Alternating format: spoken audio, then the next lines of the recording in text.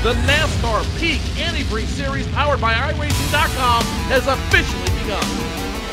It's all in control of Brad Davies in that 11 machine. Green flag flies. He's damn near banged up though. Now the 93 is going to push the 4 of Brian Day all the way up the wall. 4 wide down the super stretch going into turn 2. And now the 93, 39, the 3 machine goes around. Big trouble in the back. It's the race to the win up front. Look behind him. They're 3 and 4 wide, trying to make a push to the front as the field gains speed in turn number 1. Kenny Humphrey, if he can rip it back to the start finish line, will win here at Daytona. 7 laps go. Oh, As you love it. Here we go. You love it. The 1 gets around. The 5 gets around. Big choke.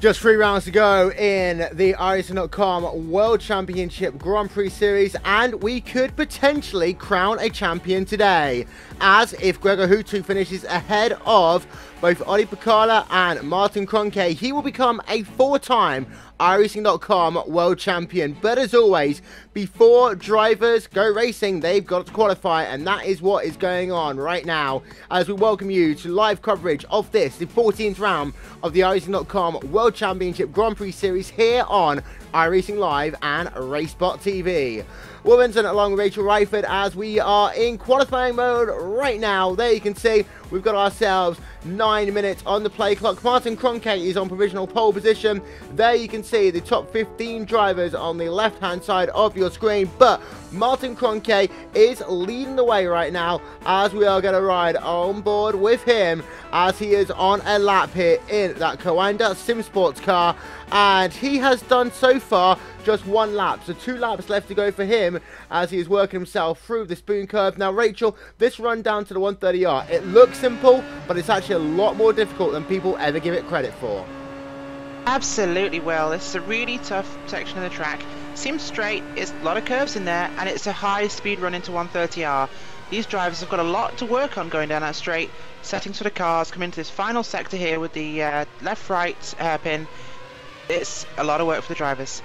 Martin Kroenke works himself out of the triangle, now past start finish line. His last lap was not counted because he's on an out lap getting ready to do his final lap here, but his fastest lap so far, a 1:27.424. We compare that to Jake Sturgis, his fastest lap so far has been a 1:27.936. Ollie Picala currently in 3rd, Alexei Uziakola in 4th, and Gregor Hutu is in the 5th position. So we're having a look at Martin Kroenke. A couple of other drivers on track right now. We've got Yuhu Abe on the racetrack, just working himself out of the hairpin. We'll ride along board with him as he makes that run down towards the spoon curve. And Yuhu Abe at his home track, he had a good run last time by, but for that running racing team, he has got to try and get some points to keep him in the top 25 in the standings. As I say, Ollie Picala is on the racetrack. We have got ourselves a couple of other drivers all still circling on the racetrack as well. But Rachel, qualifying here at Suzuka is notoriously close. Last time cool conditions, overcast conditions, a little bit less cloudy here today, and that is going to mean that these drivers are going to get better performance out of their tyres on that first lap. Absolutely, with the cloud cover here we have, it's going to give those tyres extra longevity, maybe stretch the runs. The tyres are definitely better for longer, so especially for qualifying runs here, they're all going to have similar performance, and the drop off over the run is not going to be as great, so should be very, very close at the top. Just keeping an eye out, Martin Kroenke has done his lap. He has not improved his time. Actually, we'll just have a look. Actually, I believe that he's just he's pulled that car onto pit road. So Martin Kroenke not going to complete that lap there. There you see him coming down on towards pit road. So his qualifying day is done. But this is one driver, Enzo Benito, just come past the start finish line. He moves up into 2nd position. Jake Sturgis right now is in the 3rd place in qualifications in the INX racing car. Now Jake Sturgis, of course, he had that great run at Okayama. We've been to a number of Japanese tracks, but he's great at Okayama. Struggled at Twin Ring Motegi. He's looking to have a good qualifying, and he's still got a lap to go. Jake Sturgis right on board with him in the hairpin. Looking good so far, Rachel. Absolutely, Jake's really got a good line here. He's really smooth, and it's really, really good run he's doing. Not sure if he'll improve, but you know, these guys are close at the top. It's going to be one to watch. He is about a tenth, almost 2 tenths back right now from Martin Cronkey, as it is still Cronkey from Benito, from Sturgis, and Picard from Philo. Good run by Philo so far in the Radical Steel Series car. He runs himself in the 5th position. We'll stay with Jake Sturgis, see whether he can improve on his qualifying time as he works himself down into 130R. You can see his last lap was a 1 minute 27.596. We do think that this might be a warm-up lap, but we'll keep an eye as he comes down into the triangle. Jake Sturgis in that number 4 iNext racing car, right back along board with him as he goes past the start-finish line. Will this be a better lap for Jake Sturgis? Well, the answer to that question we'll find out is no, because he's onto a flying lap now with 5 minutes and 16 seconds left on the play clock through turn number 1 and 2. And Rachel, this is just an absolutely perfect section of the racetrack. The S is one of the most complicated sections in all of Grand Prix racing. Absolutely, it's a really, really complex section of track, but I tell you what, well, the drivers love it. It's left, it's right, they're throwing the car around. It's a real race circuit. You see some of this at Silverstone, Magnussen Beckett's complex. You see it at the Circuit of the Americas in their first sector. Unlike Circuit of the Americas though, Silverstone, it evolved to be this, and it's one of the greats. The Picarda does not improve his time. He remains provisionally in the 3rd place. Jake Sturgis is actually down to 4th, so Picarda did actually improve his time there. Gregor Hutu is on the racetrack right now, right along board with him as he works himself down this final section of the racetrack, down through the 130R and down into the triangle. Having a look from the ground, you can just see how much speed they carry down into this corner, over 185 miles an hour. That number 1 Team Redline car can become the champion today if he finishes ahead of Oli Picarda and Martin Cronkey. Out of the final corner he will come. Will Gregor Hutu improve his time? He actually just dropped back there as Kazuki Omishima moves himself into 5th position. Gregor Hutu comes past the stripe, does not improve so far. 1 more lap to go for Gregor Hutu in that 8th position. Kazuki Omishima now scored in the 6th position as Alexei Usiakola just moves himself up into 5th. Jake Sturgis comes past the start-finish line and he does not improve his position. His last lap was a 1 minute 27.928. Kazuki Omishima still trying to improve as he works himself through the S's. Good qualifying so far by the running racing drivers. And of course, we talked about Yuhu Abe. He has fallen down the order, but Kazuki Omishima currently scored in the top 10 in qualification so far. We're going to ride along board with him as he's well working himself down through Denga number 2 underneath the bridge. Rachel, this is the only figure 8 track in all the Grand Prix racing, but it's not a Mickey Mouse figure 8 track. They've found a way to make this really work.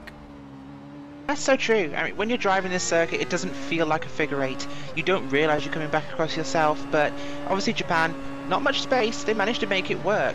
There's a lot of elevation changes here, and it feels very natural.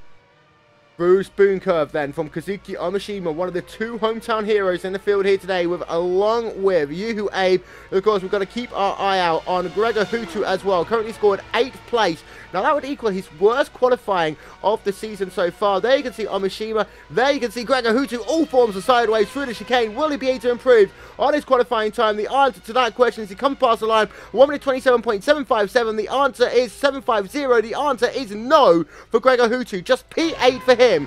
Kazuki Omishima will come past the start-finish time. Can he improve his time? The answer is no. He's going to go on to 1 more lap then for Kazuki Omishima. But Gregor Hutu, the 3-time champion, looking to make it 4, is down in 8th position. That is his worst qualifying, Rachel, in WCS history. That is so true, but Suzuka, it's not like a lot of tracks. He has got opportunities to make those passes, so even if he stays here, even if he doesn't improve, he still has the opportunity, Will. 2 minutes left on the play clock as we ride with Kazuki Omishima through Denga number 1. Then they'll break it down into Denga number 2. Omishima looking to improve. He goes wide. He goes off. That's going to be his qualifying over. Kazuki Omishima will start no higher than P7 here today. We've got Marty Piatella still scored on the racetrack right now as he's working himself through the S's, and he has now just got 1 more lap to go. His best lap, a 1 minute 27.919, and you've got Marty Piatella, Isaac Price, 2 drivers left on the racetrack. Now, Marty Piatella is in 10th place, but he has got a chance to move up, Rachel. He's only about 2/100ths of a second behind Andre Borcha in qualification so far. Well, if you can find something extra on this track, he might well do it. But as we just saw from Kazuki Omishima, these guys are all pushing so hard to find that extra little bit. And for some of them, it's proving too much. Martin Piatella working himself now down towards the spoon curve, right along board with him as he comes into the spoon curve. Just half a lap to go for him. There you can see holding at about 120 miles an hour through the first part of spoon curve, then down to about 100 miles an hour for the second part, then you're flat out all the way down this back straightaway. Just have a listen to this engine note as they come through the 130R. Absolutely flat out for that Coanda Sim Sport car of Martin Piatella, number 8 machine coming down into the triangle. Can he improve on what is his 10th place on the starting grid right now? He'll work himself past the start-finish line, and for Martin Piatella, the answer is going to be yes, he will. He moves up into 8th place. Omishima in 7th. Gregor Hutu now down into 9th place in qualifying. Great stuff there for Piatella, but Hutu's qualifying goes from bad to worse. You've got Jonas Lukurian still scored on the racetrack, just coming past the start-finish line. He moves himself into 23rd place on the racetrack. But ladies and gentlemen, that pretty much now concludes qualifying. There you can see the play clock heading itself down to 0. Martin Kroenke scores his 2nd pole position in a row in the iRacing.com World Championship Grand Prix Series. You have got Kazuki Omishima just bringing his car back down on towards pit road. The time has expired, however, so what we can do is run through your final results from qualifying.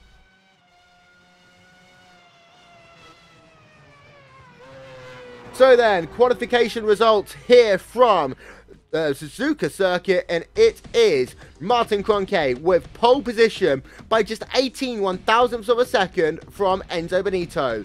Oli Picada will line up for this race in the 3rd position. Then Jake Sturgios will line up alongside him on row number 2. Alexei Usiakola in 5th. Mo Garfilo in the 6th position. Then Kazuki Omishima and Martin Piatella in row number 4. Gregor Hutu scoring his worst qualifying in iRacing.com World Championship Grand Prix Series history as he strives to get his 4th championship. He will line up in 9th. Andre Borcha rounds out your top 10. On to page 2, Alex Simpson in 11th, Ilka Hapana in 12th, then Yuhu Abe in 13th, Jeremy Bootleap in 14th, and Paulo Mulia rounding out your top 15. Antoine Hegelin in the 16th position, joined by Yorni Tamada in row number 8, Robin Friskops and Dion Verges in row number 9 and 10, Paul Ilbrink rounding out your top 20, and then there you see rest of qualifying times coming up on your screen. Price in 21, Laurenti in 22, Jonas Lukurian in 23, Marcus Caton 24, Fulvio Barazzini in the 25th position. Then you've got Frank Levesque in 26th, Alexia Loma in 27th, Justin Lindsay in 28th. 2 new Japanese drivers, you've got Takahiro Ishiwaka in 29th and Ruski Iwasaki in 30th position.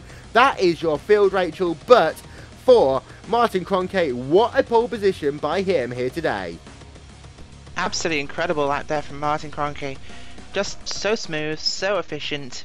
Brilliant, brilliant drive from him. Although with the top 12 within 6/10 of each other, Will, this will be close.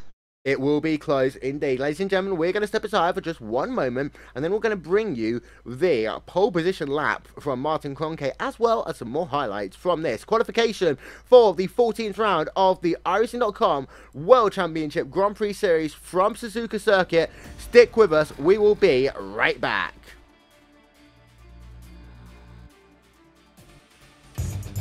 Simulated racing can be awesome, but it can also be kind of a free-for-all.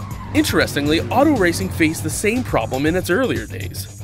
Whether it was on the back roads, the beaches, or the city streets, the racing was fun. But there was always a certain level of chaos and danger, until some folks came along and put some order to all of this. Stuff like official racetracks, regulations about weight and equipment, and enforcement of standards. That's what gave us high-speed excitement, fast-paced action, and photo finishes. That's when racing became racing. The guys over at iRacing.com have made the same transformation in the world of sim racing. Sure, they've got the most accurate tracks and realistic cars out there, but that's just the start. See, iRacing analyzes the performance and results of each driver in every race, so you can be sure you're always placed in races where the competition will be tight, and that those reckless drivers who ruin it for us all are kept in the pits. Not to mention that with over 45,000 active members already in their vast community, you can find races day and night, so you can always get in on the action. You can even join a league of your favorite series. And since updates are always automatic, you don't have to worry about software and can focus on the track. Zip up your fire suit and check out iRacing.com.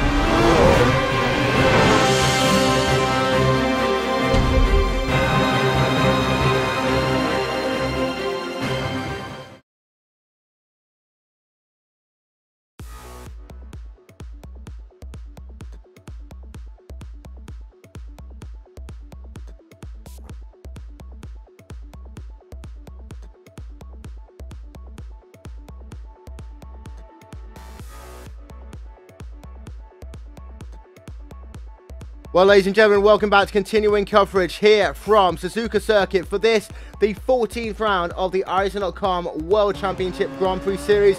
Having a look now at the pole position lap for Martin Kroenke. This is him on the back end of the circuit as he works himself down into the 130R. And Rachel, that lap by Martin Kroenke, it was actually his first lap that he set. He was pretty much picture perfect throughout his run. You have absolutely no complaints at all for that lap. Absolutely brilliant lap there from Martin. It was just the height of efficiency. Well, his car was just flowing, and when you set a first lap like that, there is a really need to go out a second time. Indeed, so we're having a look on board of Kroenke. This is him working himself through the S's. It's a difficult uphill section of the racetrack that immediately, Rachel, leads itself down into the Dunlop curve, uphill, left-hander. Then, just as you settle down, you've got these two right-hand Denga corners. Denga 1 is so difficult, high speed, then you slow it down for Denga 2. Absolutely, it's like the first corner at this track and the second corner. Denga 1 gives you a full sense of security, lets you drive that car in very, very hard. And suddenly you have to slow the car down a hell of a lot for turn 2. Denga 2 is exactly the same. It's tight, it's a lot more confined than the first one. There isn't much runoff, you make a mistake there, you go wide, that car is done. But he manages to get it through there very nicely. He's back on board, working himself through the spoon curve. You can just see how aggressive he is. And Martin Kroenke has really come of age over the last couple of races, of course. His teammate and arguably team captain for what was Free ID Motorsports, now is Coanda Sinsport, Hugo Louise, taking a sabbatical from the series. Kroenke has stepped up to the plate, winning last time out in Interlagos, as you see him down into the triangle, using a lot of that curb. A bit of a wiggle actually there as he brought his car onto pit road, but that was a lap on board with Martin Kroenke. And overall, Rachel, Kroenke has just really stepped up to the plate, and that is what happens in changing circumstances so often. People just really have to improve their times and improve their speed and step up to that plate. So true, well. Although, you see, during that lap, yes, it was the fastest, but you see that car wiggling quite a few times. He is on the ragged edge. That car is about as close to the line as it can go. You can see he's pushing just so much harder. We haven't seen that from Gregor when he was at his peak, or arguably still at his peak, but it seems that Martin, yes, he's getting there, but will that consistency be there? That's what concerns me. Getting a couple more on board. This one is one with Jake Sturgis. A good qualifying by Jake Sturgis here today. P4 on the grid. Did look as though he had a little bit left in the tank. Potentially upset. They'll be starting on the outside of row number 2, when arguably he could be on the outside of row number 1. That is so true. Just a few thousandths of a second less than he needed, but still a brilliant lap, and it puts him in a really good position on the outside of that turn 1. As we're riding on board with Jake Sturgis through the 130R, and there you see the big issues for his car, but we'll stay on board with him. And this is someone warming up to a lap here at Suzuka. And what you want to do, Rachel, is get those tyres as kind of fresh as possible, which is why in the fastest corner of the racetrack, we saw Sturgis there actually just lifting completely out the gas and also being completely cool through the chicane now as well, braking very early, almost using engine braking rather than slamming on the brake to lock those tyres up. So true. With the new tyre model iRacing is using, these things are so sensitive. You lock them, you brake too hard, too much temperature, they overheat and the grip just goes away. It's not as though you're degrading rubber compound, but it feels as though you get that heat in the tyres and they're good for about maybe 4 or 5 laps. After that, they're washy, the car's not gripping properly, and he did a great job. He was conservative, but he got his speed up, and it set him up for a great lap.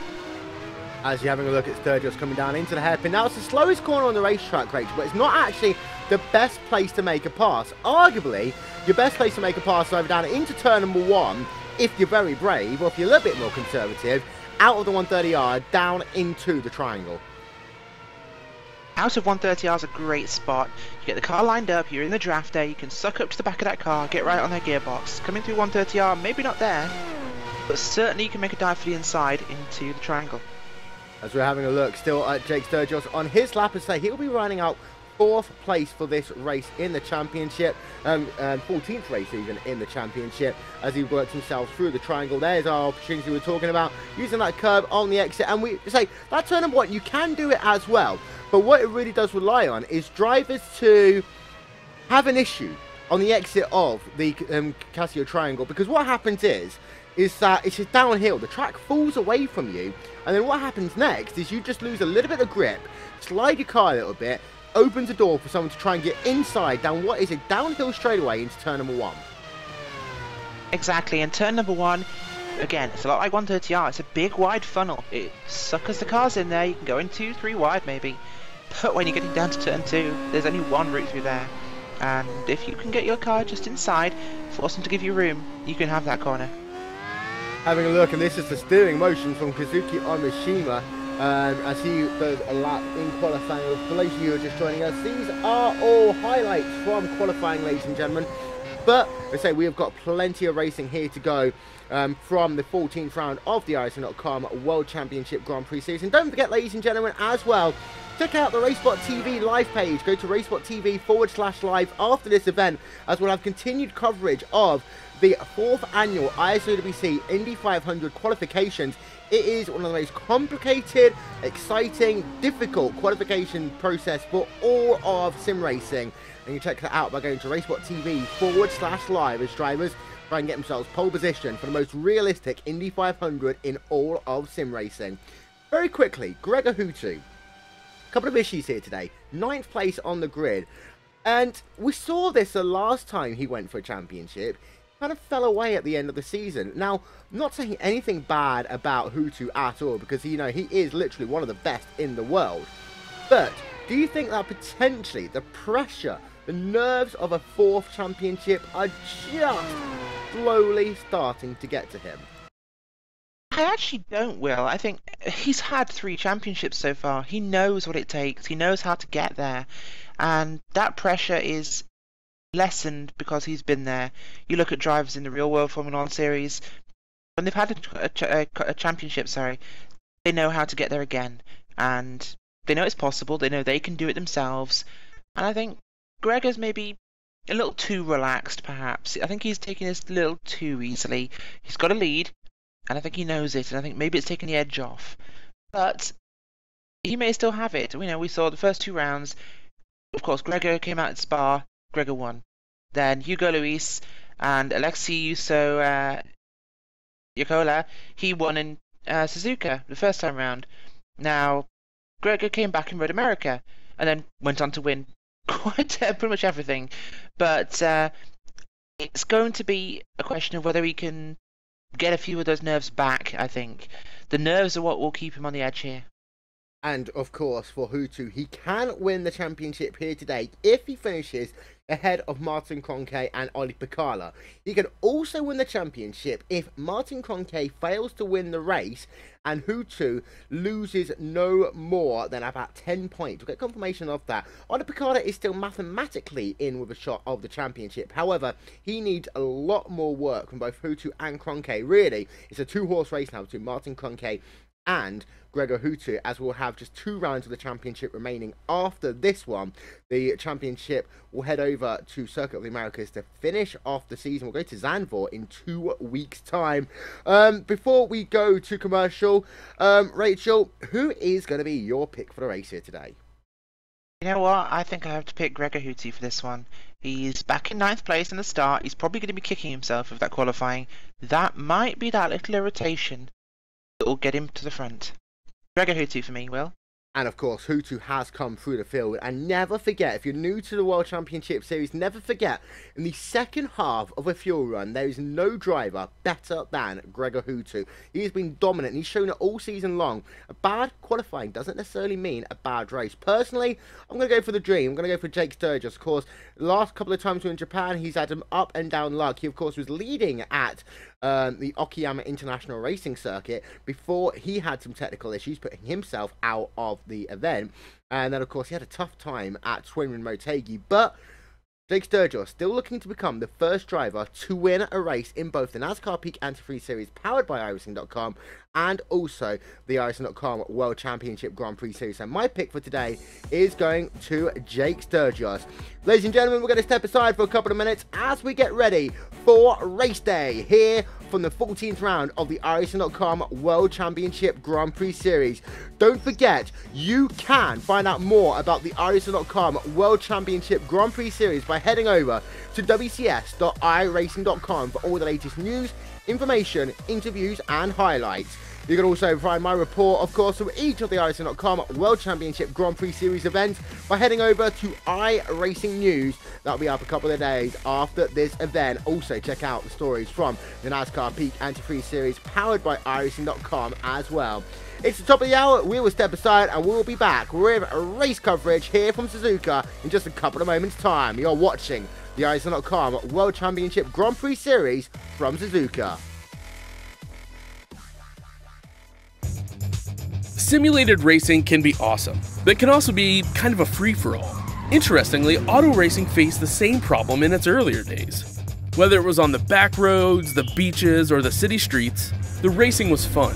But there was always a certain level of chaos and danger, until some folks came along and put some order to all of this. Stuff like official racetracks, regulations about weight and equipment, and enforcement of standards. That's what gave us high-speed excitement, fast-paced action, and photo finishes. That's when racing became racing. The guys over at iRacing.com have made the same transformation in the world of sim racing. Sure, they've got the most accurate tracks and realistic cars out there, but that's just the start. See, iRacing analyzes the performance and results of each driver in every race, so you can be sure you're always placed in races where the competition will be tight, and that those reckless drivers who ruin it for us all are kept in the pits. Not to mention that with over 45,000 active members already in their vast community, you can find races day and night, so you can always get in on the action. You can even join a league of your favorite series. And since updates are always automatic, you don't have to worry about software and can focus on the track. Zip up your fire suit and check out iRacing.com.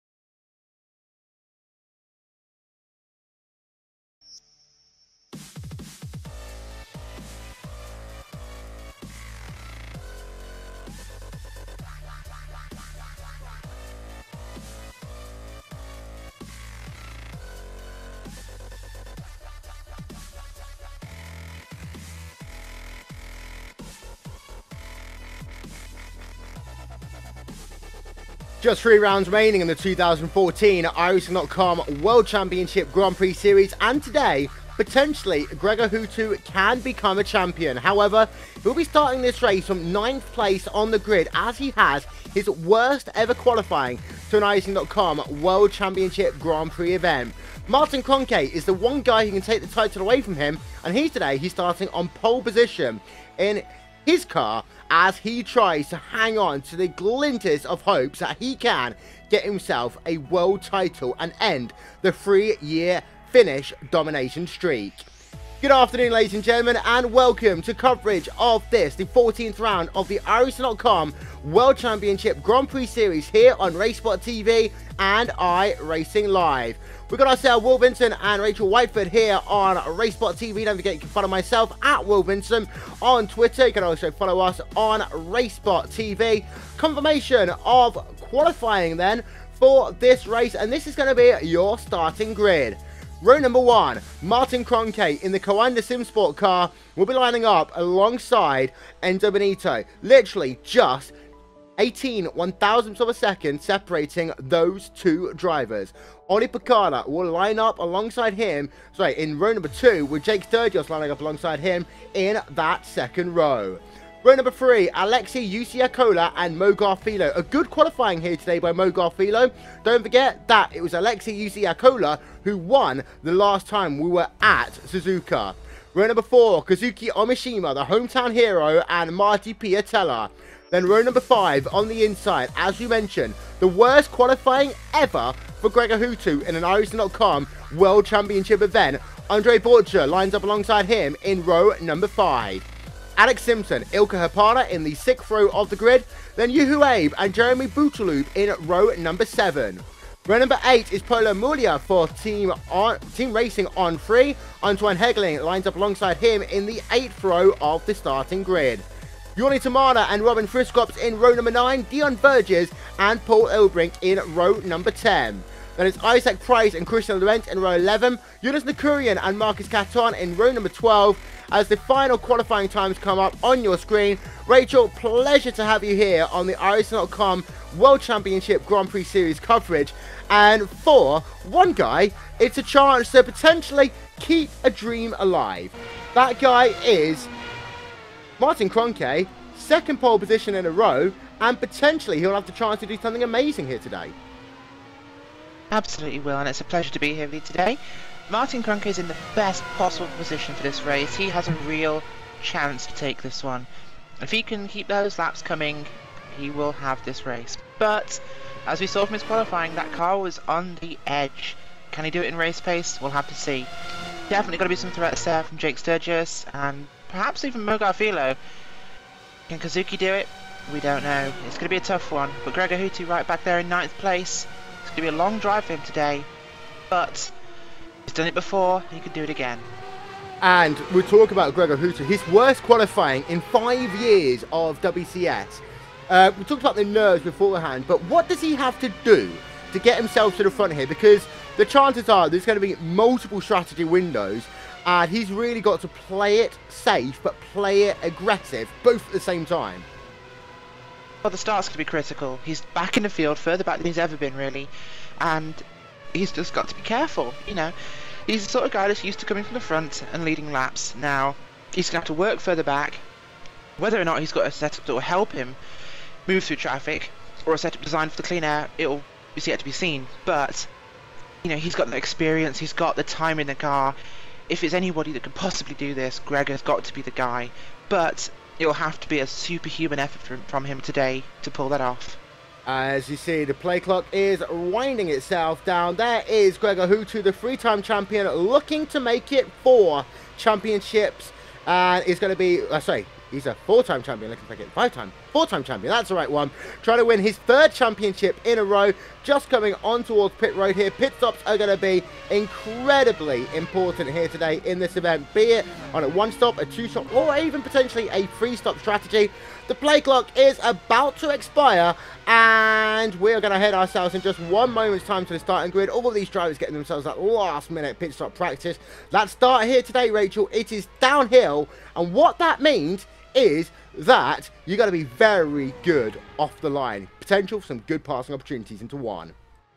Turn 1, lap 1 is going to be an interesting one this time around. It's definitely different weather to last time here at Suzuka. It's going to be tough, especially downhill. Hopefully everyone will get a pretty good start, but there is that potential to jump it a little. You know, with it being downhill, there's that momentum there, so it'll be interesting to see exactly what happens as the cars come to the grid now. Indeed so. Don't forget, ladies and gentlemen, you can find out more about the iRacing.com World Championship Grand Prix Series by heading over to wcs.iracing.com for all the latest news, information, interviews, and so much more from both the NASCAR Peak Anti-Prix Series powered by iRacing.com and also the iRacing.com World Championship Grand Prix Series.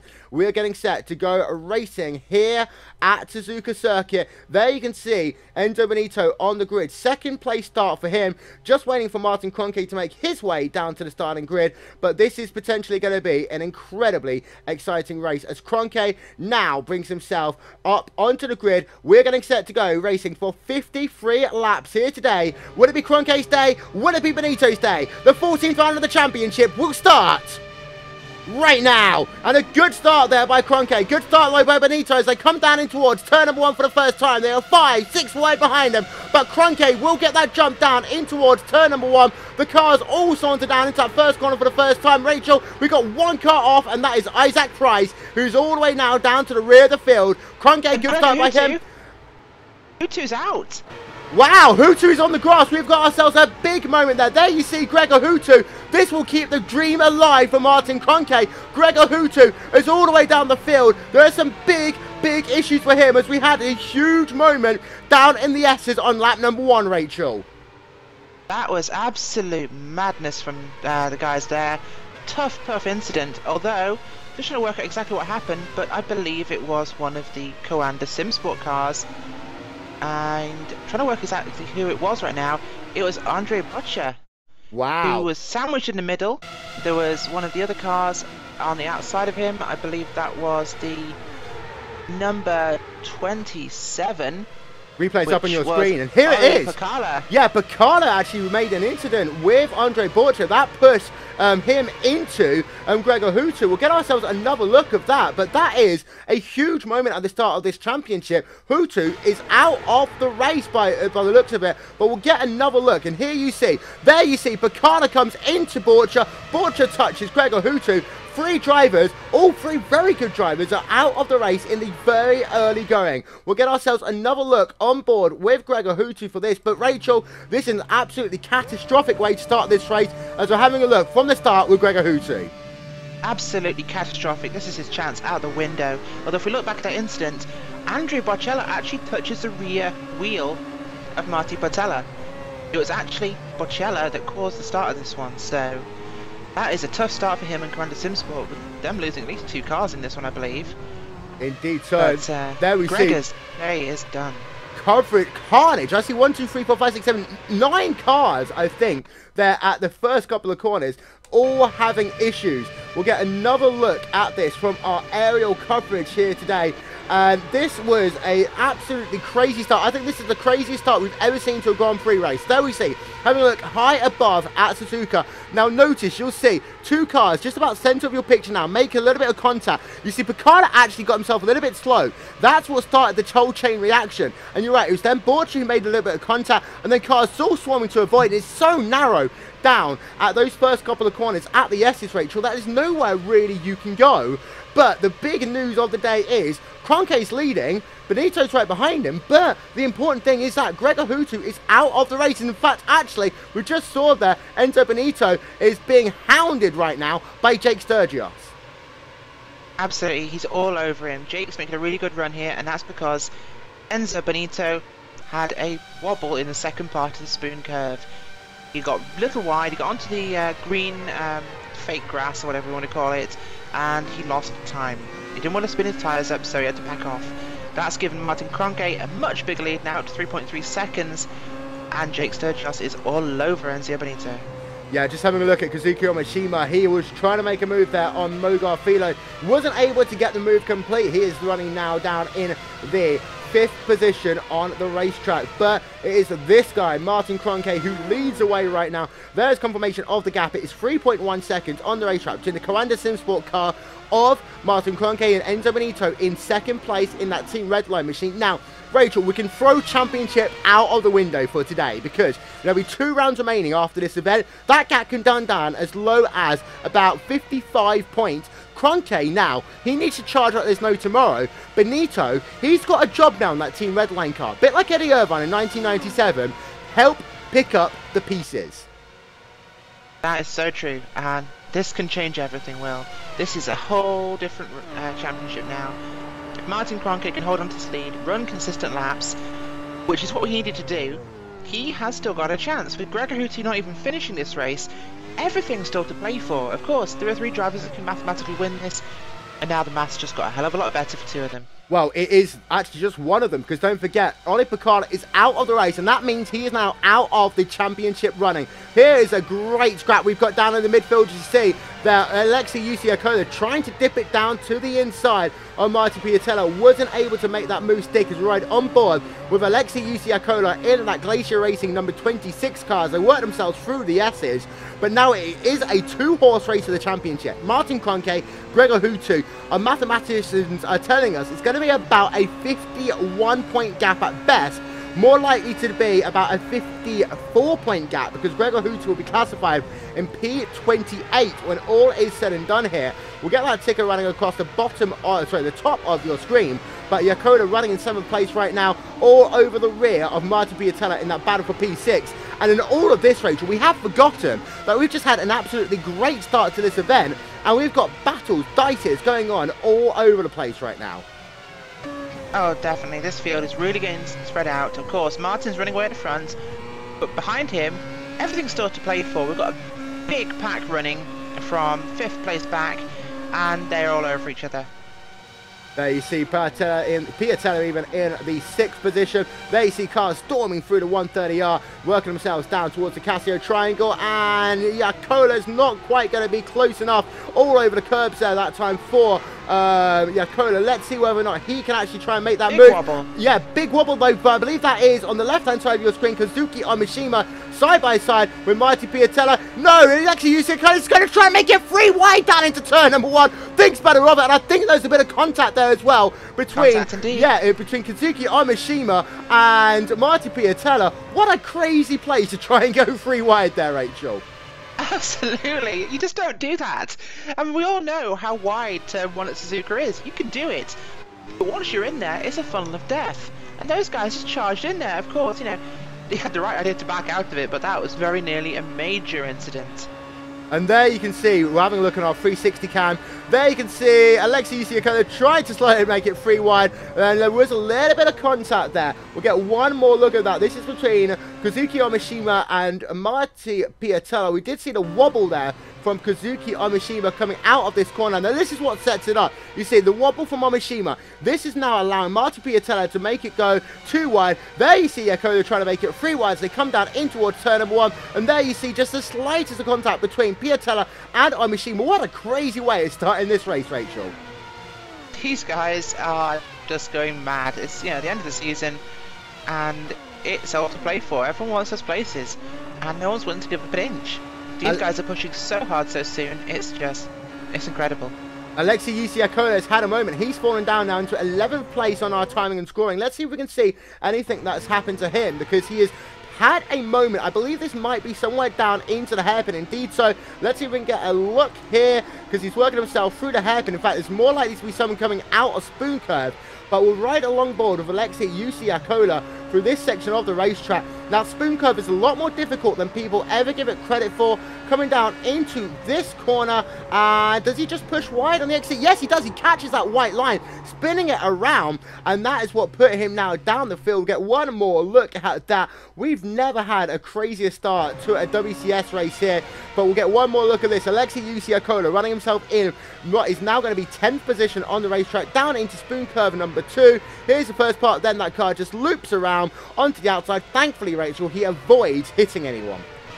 Absolutely. That's what we saw Enzo Benito do earlier on in this race. He got wide, he didn't spin it, but he recognised it was going to happen and he backed well off. That's what got Jake Sturgis right up to him. And we're actually having a look now at Jake Sturgis, riding on board of him. Now, the gap to the race lead for Jake Sturgis is already 6.3 seconds on the racetrack. Now, we did see last time by slightly different strategies between the iRacing drivers, those like of Jake Sturgis, and then Enzo Benito in the Team Redline camp, and the Corrado Simsport drivers of Martin Kroenke et al. Now, Kroenke potentially might be going to go a little bit earlier, knowing the fact that he had to make a very good start to this race and get away, knowing the fact that Hucci started in 9th, I do expect potentially we will see Kroenke onto pit road maybe a lap, maybe 2 laps behind his competition, particularly Enzo Benito, because right now that gap between Kroenke and Benito is 4.4 seconds on the racetrack. Absolutely. Although we seem to have lost our old tyre expert early on in this race, but it's going to be really important to see the first pit stop strategy, the first window of pit stops here. Whichever driver will jump first will really set the field. Can you go a few laps after it? Well, yes, but you have to be so much faster than they are. That's going to really show who here has that consistent long run pace. Will it be Martin Kroenke? Will he dive first? I don't think we know. Alexi Aloma being able to move up a couple of places. Let's ride along board here as we get our replay up on your screen. There you see him in that number 44 Glacier Racing car, getting himself past the 05 machine. Alexi Aloma moves himself up a position on the racetrack, and thankfully didn't run too wide either down in turn 1. Late braking for Aloma, but he makes it stick, Rachel. Brilliant move there from him. It's the sort of place where you can make a late braking move, and he does it perfectly. Really close, but executed to precision. And now we've got Ilka Pada on Kazuki Yamashima, looking side by side as they come down into the 130. Oh, he's going around the outside, and he makes it happen. That is reminiscent of Fernando Alonso there. That was incredible. I mean, he drafts it behind him, running up the straight. He pulls to the outside. I mean, that forces him, his opponent onto the inside line, but he gets Sebastian just before 130R and goes right around him. That is a worthy move of Alonso. There we are, Ilka Pada, you see, sweeping around the outside of Kazuki Yamashima. That potentially could be our move of the race. Ilka Pada moving himself up, and they have had a good return to form in the series, especially ever since Mitchell de Jong came on board with that team a little bit early on. But Ilka Pada having one of his best races in a while, running himself in P6 on the racetrack. To run through your top 10 right now, it is Martin Kroenke from Enzo Benito, then Jake Sturgis, Mo Garfido, Martin Piatella rounds out your top 5. This guy, Ilka Pada in 6th, Kazuki Yamashima in 7th, Yuri Tamada in 8th, Alex Simpson in 9th, and Alexei Isiakoda rounds out your top 10. But Rachel, potentially more pertinent is the guys who are out of the race. Gregor Hutu will be classified in the 30th position. Isaac Price in 29th, Jeremy Bootsweep in 28th, Dion Verges, Oli Picard and Andre Borja all out of the race. Now this is the biggest lap 1 incident we have had in this series since 2012. It's incredible. I mean, it was a simple incident. It was not enough room coming through the second part of the first corner. It was guys getting too wide too early, cold tyres, and the slightest touch that caused a car to go round, and with a track that's that narrow in that part of the race circuit, only disaster could happen. Really unfortunate from those guys. Running on board with Robin Friscops, you can see that they're trying to make the move there. He's not going to be quite good enough though. Christian Lorente to passing Robin Friscops. Had a great angle from on board there with Robin Friscops. He's right in the 14th position right now for iNext Racing. Just having a look for the field. Things are starting. He is just a couple of tenths of a second behind Justin Lindsay, not going to make that move down into turn number 1. But we have got a couple of pro drivers racing up again here. Justin Lindsay and Frank Levette, the 4th, each are not only pro drivers racing up, but currently scored in the top 20 in this event. Good practice for these guys as they prepare for the 2014 Pro Series of Road Racing, Rachel. Absolutely. It's a good workout for them, but, you know, this is a tough series, and so the biggest names arguably in sim racing on the road courses are here. This is where the cream rises. So they come down into the hair, quite close enough. Great battle going here outside of your top 15 between those two drivers. But we've also got now Alexei Yusiakoda. We'll turn our attention to him. Trying to close down on Alex Simpson as these guys are battling now for P9 on the racetrack. Alexei Yusiakoda is about 0.4 of a second back as they work themselves down in towards the triangle once again.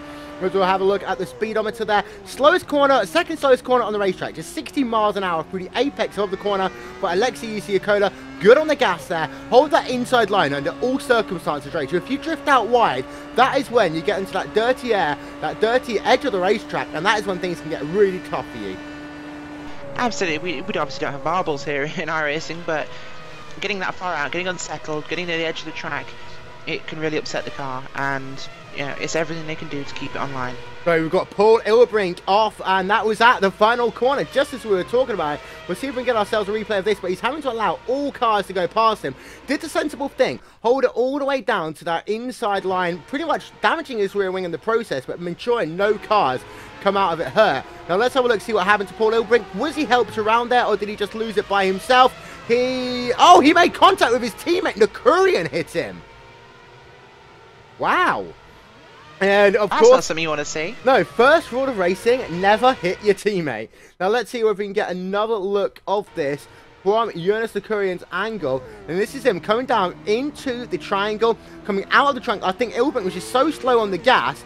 Nakurian so strong on gas. Oh, actually, Ilbrink, he had already started spinning. Nakurian had nowhere to go there.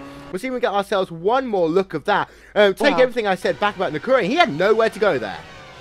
Well, I agree with you, but Paul Ilbrink, he was starting to go, but if you look at the way the car's handling, he was actually catching the car just as unfortunately as his teammate barrels in behind him.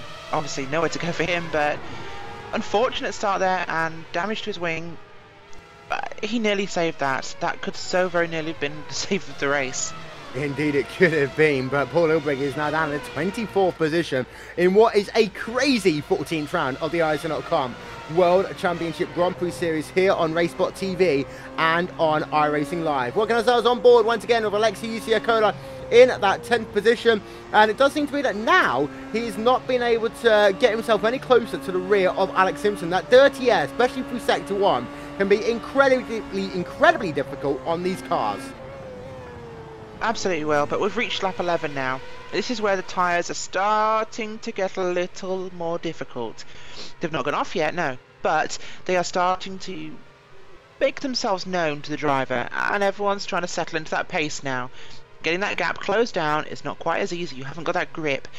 Now, we'll start seeing pit stops if people are going to go for a 3-stop anytime soon, but it's definitely now the hardest part of the race. The biggest changes now, I think, will be under pit stop. Jonas Nakurian making his first pit stop of the day, 26.6 second stop. That was because of that contact he had with his teammate Paul Ilbrink, and it looks as though he's probably going to go very close to being one lap down, as just sweeping around the outside of him is Martin Kroenke there. Nakurian is back out onto the racetrack. Alexei Aloma continues the battle right now with Robin Friscops, and this is a battle for about P13 on the racetrack, riding along board with Aloma as they come out of the final corner. And Aloma running in that 14th position. He started this race today in the 27th spot, up 13 places. Was kind of helped along the way a little bit there, though. I think he was. Obviously, 5th-place gift there on turn 2 for all the drivers, but it's a pretty good race for him so far. He's mid-pack right now, and if he can hold this on, it'll be a pretty good finish for him.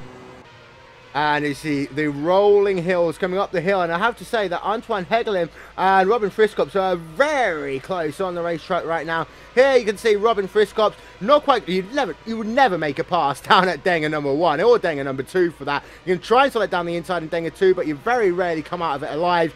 Down into the hairpin they will go, but will he be close enough? Not quite this time, but Antoine Hegelin and Robin Friscops continue their battle, and this is for P12 on the racetrack right now, as we are going to have a look from the onboard. Yes, we're going to go onboard, because here is the pass for P12, and down the inside there goes Antoine Hegelin. Robin Friscops loses a position there. Sorry, that's Antoine Hegelin losing a position to Robin Friscops. Friscops moves up into 12th, Rachel. Brilliant move there down the inside of the first part of Spoon, and just a bit of a wobble there from Antoine Hegelin as he comes through the second part, creating enough gap for Robin Friscops to get away. Now that's just enough gap now for that position to be held. As we get ourselves another look of that. This is from the hairpin, so this is Robin Friscops. You see he just lined that car perfectly Now we'll get a look as they run on board. Robin Friscops in the iRacing car. Going to flick it to the left-hand side, coming down into the spoon curve. There's a Leo Bodner car on the right-hand side. Robin Friscops making that pass happen, moving himself up onto P12 on the racetrack. Great stuff there by Robin Friscops in the iRacing car. And things have started to finally settle down. One thing we haven't talked about, though, is your race leader, Martin Kroenke. We'll talk about him in a moment because Ilkka Harpada right now is closing up to the rear of Martin Piatella. Piatella's last lap time was a 1 minute 29.7. Ilkka Harpada's last lap time, a 1 minute 29.4. Ilkka Harpada is on the move here today, Rachel. He's had a very good race so far. Great 13 laps of him start this race. That car is moving. Wouldn't be surprised if we see him potentially looking at the last step on the podium for this race. Yeah, Harpada has had an absolutely amazing start to this race. Just now about 1 second behind Martin Piatella in that battle for position. Also, we've got a bit of a train forming because here you can see three drivers, Kazuki Yamashima and Alex Simpson, just 4 tenths of a second separating them. Then you've got also right behind, here comes Alexei Yusiakoda. We're going to ride along board with him as he goes down to the inside of Alex Simpson. Now this all started, Rachel, Alex Simpson in that dirty air down into the triangle, got himself a little bit loose on exit, textbook pass there from Alexei Yusiakoda, moving himself now up into P9 on the racetrack and only about 1 second, half a second almost, behind Kazuki Yamashima. Absolutely will. Let's not forget though, these are the three cars that had our rather scary moment, 3 wide into turn 1, what feels like so many laps ago this race. Yeah, and there you can see the wiggle just running a little bit wide there for Alex Simpson. This replay is up on your screen, and there you can see very easy pass for Alexei Yusiakoda. Just slots it down to the inside. Pass is complete, easy maneuver when all is said and done. But turn number 1 producing a lot of passing opportunities here today. Also, we have to say there's been some very good passing opportunities down into the spoon curve, which is what we don't normally see at this racetrack. So true, but if you can get that car lined up on the inside, and it's a big fast right hand corner coming up to the spoon, if they can find a position there to get that car along the inside, they can make it happen. I mean, turn 12 is flat, it's fast, the draft's in effect. It really throws things into contention with this weather. And don't forget, ladies and gentlemen, we have still got a total of 35 plus laps in this event. Here is your race leader, Martin Kroenke, and now the gap between himself and Enzo Benito is kind of stabilised at 5.1 seconds on the racetrack, Rachel. That last time by, it was a 1 minute 28.8 for Martin Kroenke, 1 minute 29.1 for Enzo Benito. They continue to battle on the racetrack, but Kroenke now has a cushion, and he would always need a cushion under these circumstances if he came in a couple of laps early. Of course, his competition is no longer Hutu in this race. It's just Enzo Benito. Jake Sturgis is a further 6 seconds back. It's one-on-one. Kroenke just needs to keep his head down. And don't forget, Rachel, he won his first ever race in WCS competition after so many years of participation just 2 weeks ago. What better way is there to actually, come after a race win by getting a second? That's so true. He really working as hard as he can for this one. It's so important for him, and in the position he's in at the moment, it could well come true. As he's working himself down into the 130R again. There you see the time as it stands, about 5.2 seconds on the racetrack. This is actually a slightly better lap, actually, for Enzo Benito this time by. As here you see Martin Kroenke, will sort out the blowiness there, coming through the triangle, coming out of the triangle, working himself down towards the start-finish line once again. And Kroenke, this lap time, let's see what it's going to be for him. Well, it's going to be a 1 minute 29.035. A little bit slower that last time, but it's still 1/10 of a second faster than Enzo Benito in that battle for the overall race lead. Alexei Yusiakoda, Kazuki Yamashima, they are battling as they come down into the hairpin. Now, what Yakoda needs to do is not do the same thing, and he is going to do the same thing as what Alex Simpson does. Now, this could allow Alex Simpson to get close, but he wasn't close enough there to take advantage of that incident from Yakoda. Yakoda is just trying to dummy, trying to find a way past Yamashima, but that outside line, again on the exit of the triangle, is hurting these drivers. Under dirty air, you get the push of your race car, Rachel, onto that dirty line, and that is when these drivers are having a lot of incidents. So true, so true. Interesting dummying going on there from Yusiakoda. That's something I definitely not seen before. See a car. Oh, that's the Korean. That's Jonas Decurion there. We see them just falling behind. Guys. Yeah, Jonas Decurion, of course, he's had incidents in this race already. Had incident with his teammate, Paul Ilbrink. Let's see what we can see of happen to him here. We just saw all of that smoke, and this is through the S's. Of course, he has got some damage to his race car. Oh, he has a big spin there. I believe that was working himself up through the Dunlop curve, and thankfully, he was able to keep it off the racetrack. But Rachel, that was another very close moment there for Jonas Decurion. We'll get another look as we ride on board of him. That was a hairy moment indeed. It just looks as if the car just lost whatever the grip it had, and the back end came around, which is quite unusual for that corner, Will. He didn't even touch the white line. Now, if he had touched the white line, I would have understood, but he didn't touch the white line at all.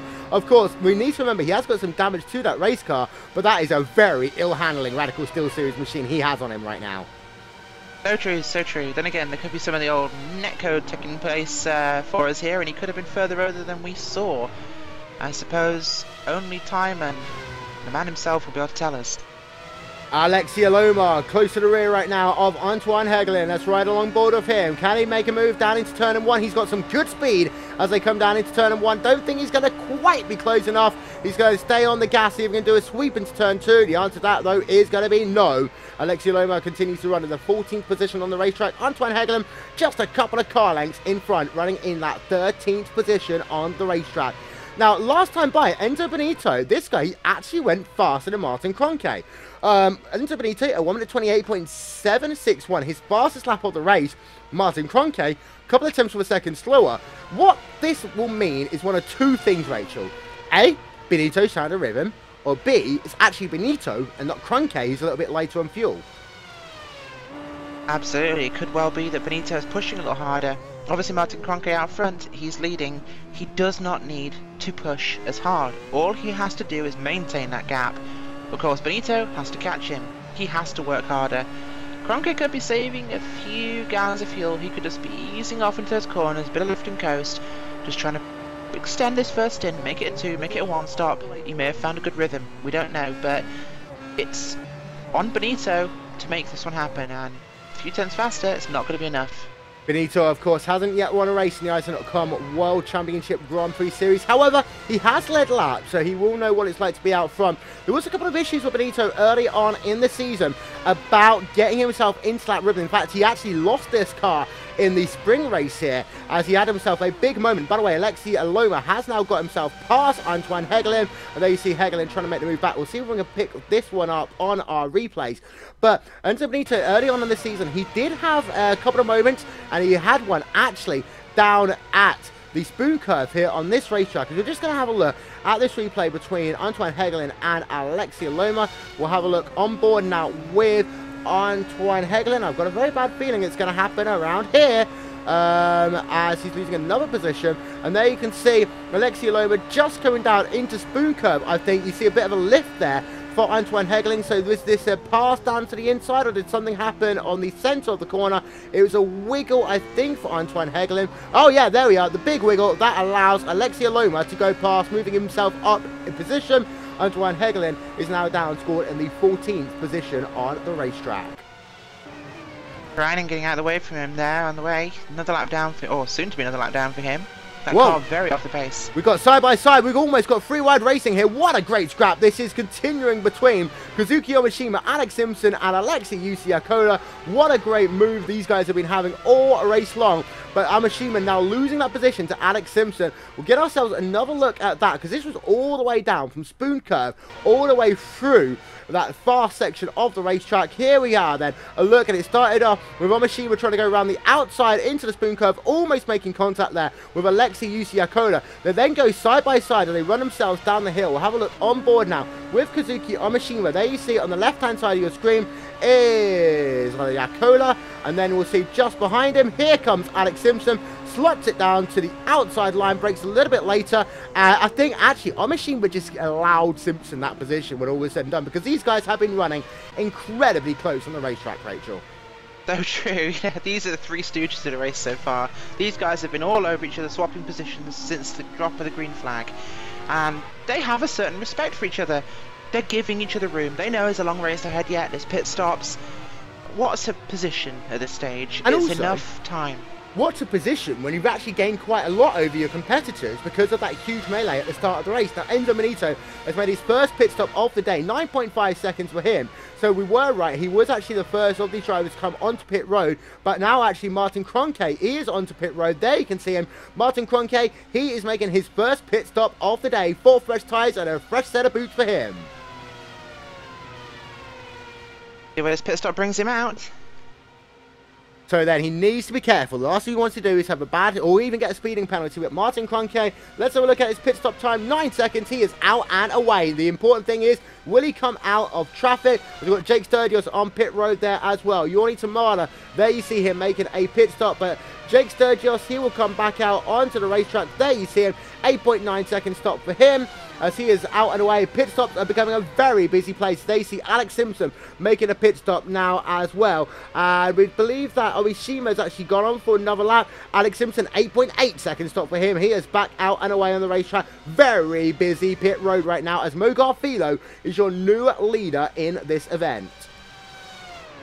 Martin Kroenke, of course, had made his pit stop. He's now out in clean air. There's a car ahead of him. Can't quite say who that is yet, but he's got some wiggle room on this track. Omoshima. And he's 2 seconds ahead of him as well. Now, this isn't going to be an issue for Kroenke because you get that dirty air from about 1.5 seconds back. Probably more of a second back at this racetrack. There you can see Omoshima on your screen. And there you can see Martin Kroenke, who will probably come out in the net overall lead. But that is a far enough gap, 2.2 seconds, to ride on board with Martin Kroenke for there not to be any issues with dirty air. And of course, at this stage of the race, Omoshima will be going faster than Kroenke, and we also expect Omoshima on pit road in the next lap or so. That's so true, although as we're going to find out, the pit-in lap and pit-out lap, which Martin Kroenke is now about to complete, are the absolute critical laps with the pit stop.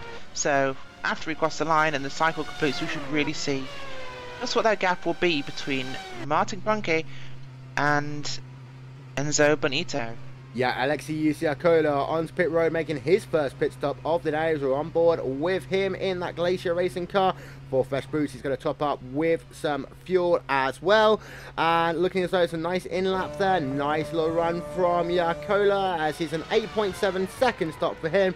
We've also got Alexia Loma on pit road, and there you can see an 8.7 second stop for him. The Glacier Racing duo doing pretty much exactly the same pit stop times there. So, it's Mo Garfilo who leads the way right now. We've also got Ilka Parla. There you'll see him coming up on your screen in just one moment's time as I work through the sweeper. There is Ilka Parla running himself in a net second place, or sorry, a gross second place right now. Of course, him and Philo have yet to make a pit stop. Your top 3 haven't yet made a pit stop in this event. Martin Kroenke is the first of the drivers who have made a pit stop. He runs in 4th. Hugh Abe runs in the 5th position. And for Martin Kroenke, he has maintained that lead over Benito. I'm just trying to do some mental math here. It looks as though he's actually gained a bit. It's now up to about 6 seconds on the racetrack, Rachel. Gap is closing, but it's going to be tough to find out whether that would be enough time at all for him.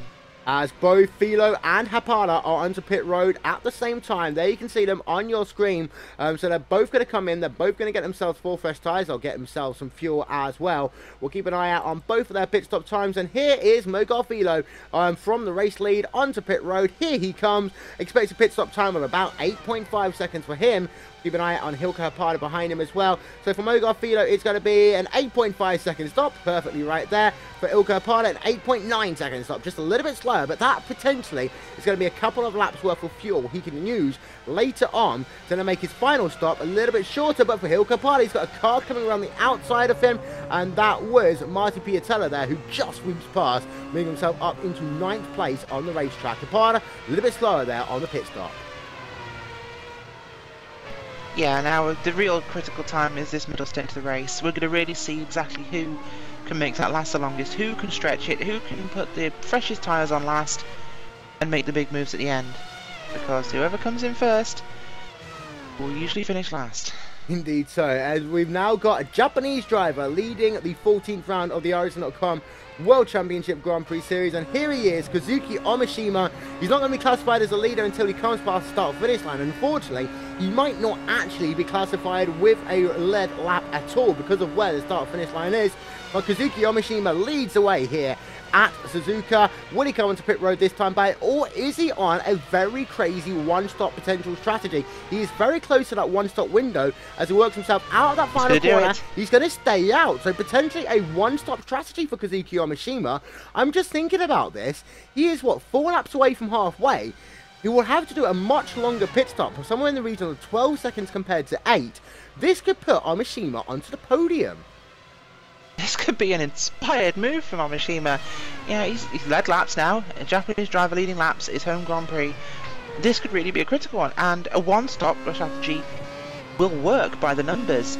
How that will result in the end for his overall speed, obviously a longer pit stop, but might actually make something work from this. This could be a really good move. And there you see, his last lap was his fastest lap of the race, 1:29.552. Compare that, though, to the fastest lap of the race of Martin Kroenke, a 1:28.6. So he is outmatched for raw speed here, but depending on what happens, he has got the opportunity to potentially do something a little bit special in front of his hometown crowd. There you see Kazuki Yamashima working his way down into Spoon Curve, and there you can see Martin Kroenke running himself in the 2nd place in this event. And the important thing is, so for Kroenke, he's still out of that 1.5 second window. He's 2.3 seconds back right now from Yamashima, and that's important for him because he's not getting that dirty air. He's not overly abusing his tyres yet. So for Kroenke, this is thankfully lucky for him right now. Definitely. This is going to be probably Martin Kroenke's race still. Let's not be, jumping the gun and calling any crazy predictions here today, but I definitely think Kazuki Yamashima could be in for a really good result with this one. He's broken away from his pack that he was running most of this race in. You see Yakola and I forget the other driver he is with, Alex Simpson, and now he's on his own. Yes, he's leading laps, and yes, he may well be a couple of tenths off pace, maybe a second if we're going to be critical about it, but that could be enough to make it work. Is it worth another pit stop? Is this going to make him overall faster? We don't know, but it certainly looks inspired. Well, just having a look at the lap times actually, Alex Simpson's last lap was a 1:29.9, Yakola's last lap a 1:29.4. The chances are that he will slot in between those two drivers once again. He's riding on board actually with Mo Garfido for just a moment. But this could work out for Yamashima. It's a very interesting strategy. By the way, Martin Piatella is right behind Mo Garfido right now. And this is the battle for P7 on the racetrack. We have got a gaggle of cars now, starting at Antoine Hegelin running himself in the 5th position. There you see him up on your screen. Jake Sturgis running in the 6th position. Mo Garfido sends Martin Piatella in 8th.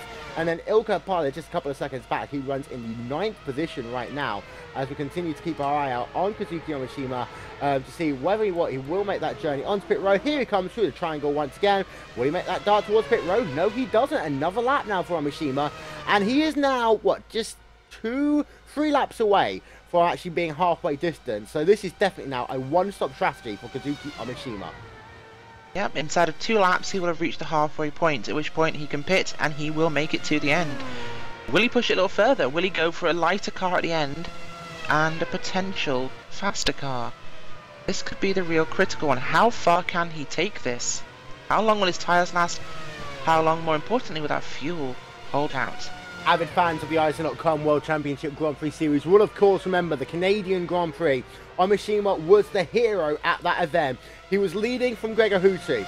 Then a 3 lap to go, he hit the wall. Reward of Champions in the most spectacular fashion I have ever seen in a series. What a great way to finish that event. But he's got a chance once again to get himself onto the podium. As we're actually having a look now on board with Enzo Benito as he works himself out of the hairpin in that number 17 Team Redline car. Now, Rachel, this was the corner coming up to Spoon Curve when Benito lost in the spring race. He was, of course, a new driver into the series, just a couple of races under his belt. He has improved so much as he runs right, actually, just as I say that. He's improved so much over the course of this season, running in a net, I'd say a net 2nd place right now, just behind Yuhu Abe, but he just needs to keep it calm and patient. But he is now losing a bit more time to Martin Kroenke. That gap is now up to about 8 seconds on the racetrack. And that is absolutely critical, but more importantly, Jake Sturgis behind him, 10 seconds back. Jake Sturgis, remember, let's not forget, was in 3rd place behind him, and his pace-wise competition. So with Antoine Hegelin behind him, this could be a comfortable position for Enzo Benito to be in. So you see gains and losses so far. Big move in the top 10. Juho Erib and Antoine Hegelin. However, neither of those two drivers have yet pitted. Hapala also moving up quite a few positions. Iwasaki up 15 positions. That is a net gain. He has made a pit stop here today. And then we'll come down to the final page. Gregor Hutu down 18 positions. Bootloop down a total of 16 spots. Big losses for both of those. Importantly, though, we did notice that Gregor Hutu is actually going to be classified in 29th and not 30th position in this event.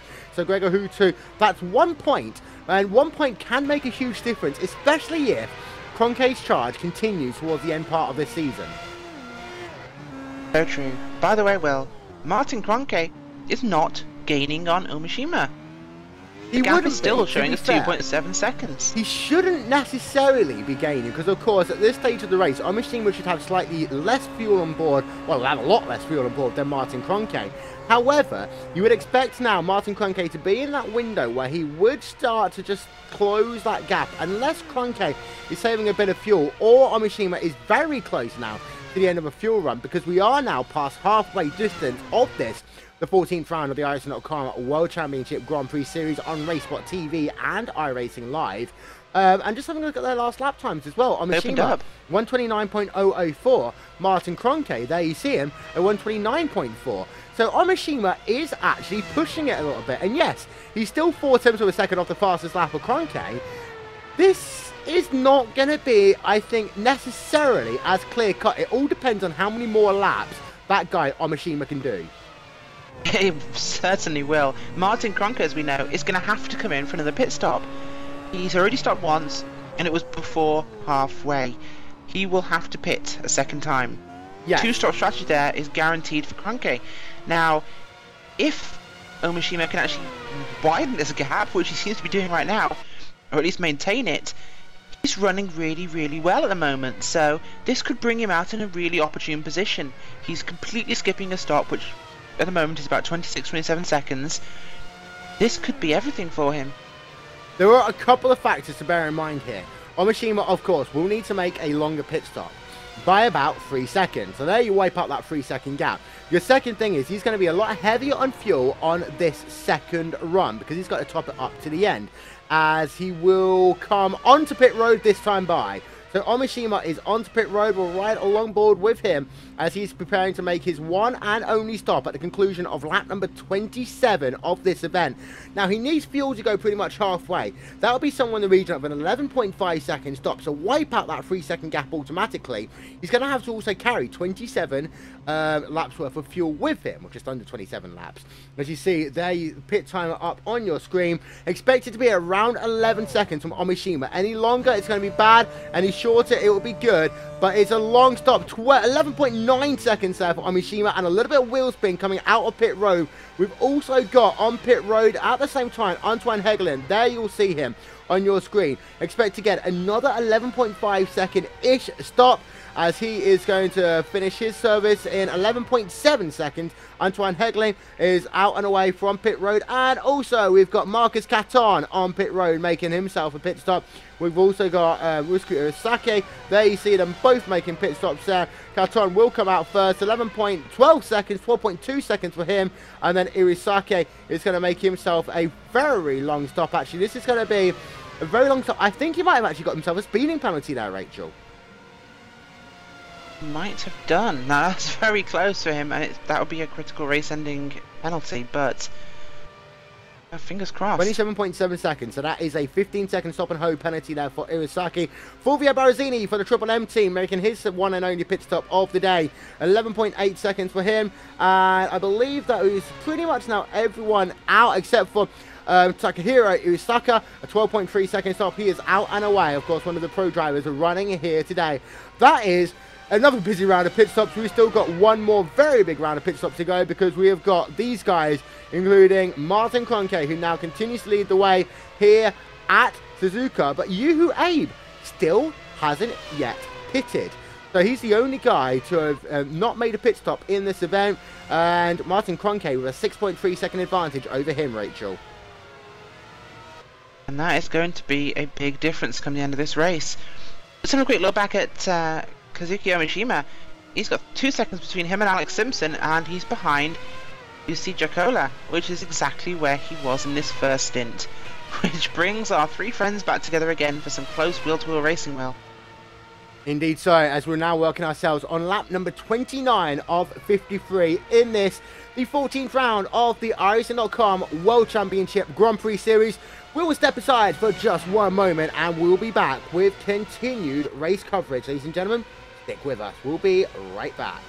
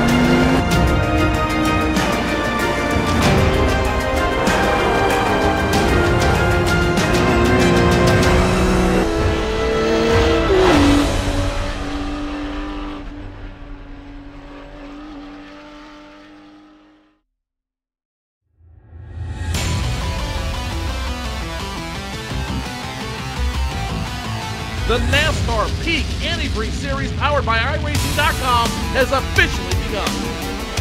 It's all in control of Brad Davies in that 11 machine. Green flag flies. He's damn near banged up though. Now the 93 is going to push the 4 of Brian Day all the way up the wall. 4 wide down the super stretch going to the curve.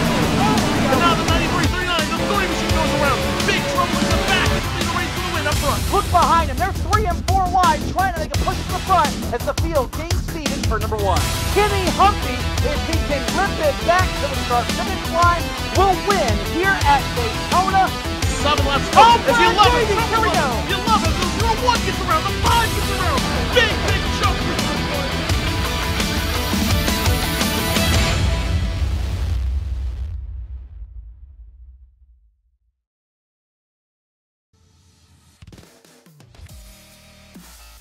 Ladies and gentlemen, welcome back to continuing coverage of this, the 14th round of the iRacing.com World Championship Grand Prix Series from Suzuka Circuit. Don't forget, for more information about the iRacing.com World Championship Grand Prix Series, head over to wcs.iracing.com, where you can also find the latest news and updates from the NASCAR Peak Antifreeze Series powered by iRacing.com as well. And ladies and gentlemen, don't forget, if you are going to play some World Championship Grand Prix Series drinking games, please drink responsibly. Martin Kroenke continues to lead the way here at Suzuka in the Coanda Sim Sports car. He has himself about a 7.1 second advantage, Rachel, over Enzo Benito. So he's able to eke out that gap by about 2 seconds over that cycle of pit stops. He is looking incredibly good right now. Absolutely, as we see the order return to its pre-pit stop arrangement. Kroenke out front, Benito behind him, Sturgis in third. Big gap back to Jake Sturgis though, that's 12 seconds I believe. That's going to be quite tough for him to catch up, but Benito is in a good position right now. Lots of clean air, he's probably not going to catch Kroenke at the moment, but I think he's comfortable on the second step of the podium wheel. I think he is as well. Ladies and gentlemen, for those of you who are just joining us, wondering where the champion, 3-time champion, looking to make it 4-time champion, Gregor Houtu is, well, he unfortunately is out of the race. This all started at the very start of this event when there's a huge incident involving Gregor Hutu and a number of drivers. We'll see if we can get a look at this one more time to show you what happened at the start of this event. This is probably not going to work for us now, but this was on lap number 1, and unfortunately for Gregor Hutu, he wasn't able to get himself through that. It was an incident involving Andre Borcha and also Bakala and Hutu. Boutaloop, Hutu, Price, Burgos, Bakala, Borcha and the Korean are all out of the race. And Rachel, we came into the top of this broadcast saying that if Hutu could finish ahead of Kroenke, he'd be champion. Now what we're saying is that if Kroenke can win this race, then potentially do an upset in the next 2 races, Kroenke could be a world champion. This changes everything, Will. The entire championship is on its head. Gregor Hutu came into this one being able to wrap up the championship today, and now he can't. Now it could be completely open to someone else, and it's brilliant. It's so nice to see that there's this final upheaval that we don't know. And you know what? I can't even guess. This has changed everything. I came into this race basically tagging Gregor Hutu to win. I thought he's further back than he'd like to be. He's going to be a bit annoyed by that, and he's going to have the drive of his life. But fortunate turn 2 mayhem and lap 1, that's all changed. This is up for anybody now. Indeed, we are trying to get ourselves a look at the start of this event. Unfortunately, our timing and scoring isn't quite working for us. We are trying to get a look at it for you, but we'll get one definitely not, if not at the end of the race. But we have got a slow car on track right now. Just trying to figure out who that one is. Robin Friscops. No, it's one of his team. No, I don't know. We'll get confirmation of that in a moment. But we have got a slow car just circulating on the racetrack who is not causing any issues right now. But if we do find anything, we will let you know. Your top 10 as it stands, it's Martin Kroenke leading the way from Enzo Benito, 8-second gap. Jake Sturgis a further 18.7 seconds back. Mo Garfido runs in the 4th position. Then it's Marty Piatella in 5th. Ilka Pilot in 6th. Alexei Usiakoda in 7th. Alex Simpson in 8th. 9th place is Robin Friscops. And then 10th place is Yorni Tamala. And after those first couple of laps, pretty much everyone has continued to circulate on the racetrack. The only other retiree is actually Rizky Uesake. He was a driver who was off the racetrack, and he will be now classified as out of the race, Rachel. 22 cars still running in this event, of which 19 are scored on the lead lap, and things have now started to settle down a little bit. Absolutely, and just looking back at that incident, Yorni Tamala lost it coming out of Degner 2, sideways under the bridge, and just clips his nose and front wing on the guardrail, spinning him round. Unfortunate hit for him there, and that's going to cost him. It will cost him, and he's now say Iwasaki is out of this event. As I say, things have settled down, but we have got a very split strategy right now. A couple of people are on a 1-stop strategy, other drivers are on a 2-stop strategy. What I have noticed though is that Kazuki Omishima is all the way down now in the 11th place on the racetrack, and I'm just trying to have a look to see if anything's happened to him, because Omishima, of course, we were talking about him doing really well earlier. Now he's outside the top 10. And that's going to really cost him, but, you know, he has been running a heavier fuel load than everybody else. This could all change when everyone has to pit. Of course, all the guys ahead of him still need one more pit stop, Will. And what it is, actually, is a running racing car going off there, and that would, I think, be one of the lap down cars, and that was indeed Takahara Ishiwaka, just allowing his teammate and fellow countryman to go past. But to retract what I was saying a little bit, of course, Omishima, he's on a 1-stop strategy. All of these other guys are on 2-stop strategies, so they'll have to pit once again. Just having a look to see how long a pit stop will take, etc. I think that Omishima might just, and I mean just, be in the shot for a podium here. It's going to be close, Will. It's going to be really, really close. This is a Hail Mary of strategies from Omishima, and it could well pay off. You know, he could find himself on the podium today. Again, he could also find himself in 5th, 6th, 7th, or 8th. It's all to play for, and he needs to push like hell over these laps. Of course, the more he pushes, the more fuel he burns off, but the more tyres he wastes as well. So it's a fine balancing act.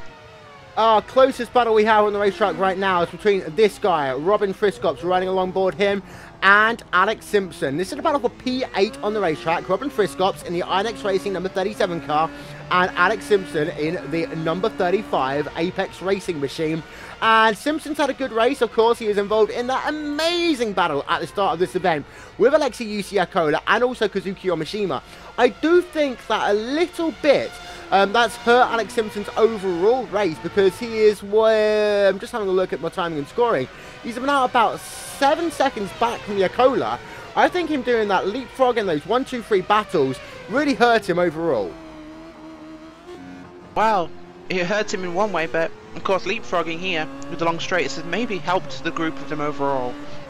It may have cost him a few places, but he's certainly not going to fall further back than 2 or 3 spots. Well, as he's just getting himself past the lap traffic, that is the Triple M machine there of Fulvio Barazzini, Alex Simpson, getting himself past the lap traffic and also putting a buffer in between himself and Robin Friscops as well, because it is so difficult to try and pass as you work yourself through this section of the racetrack.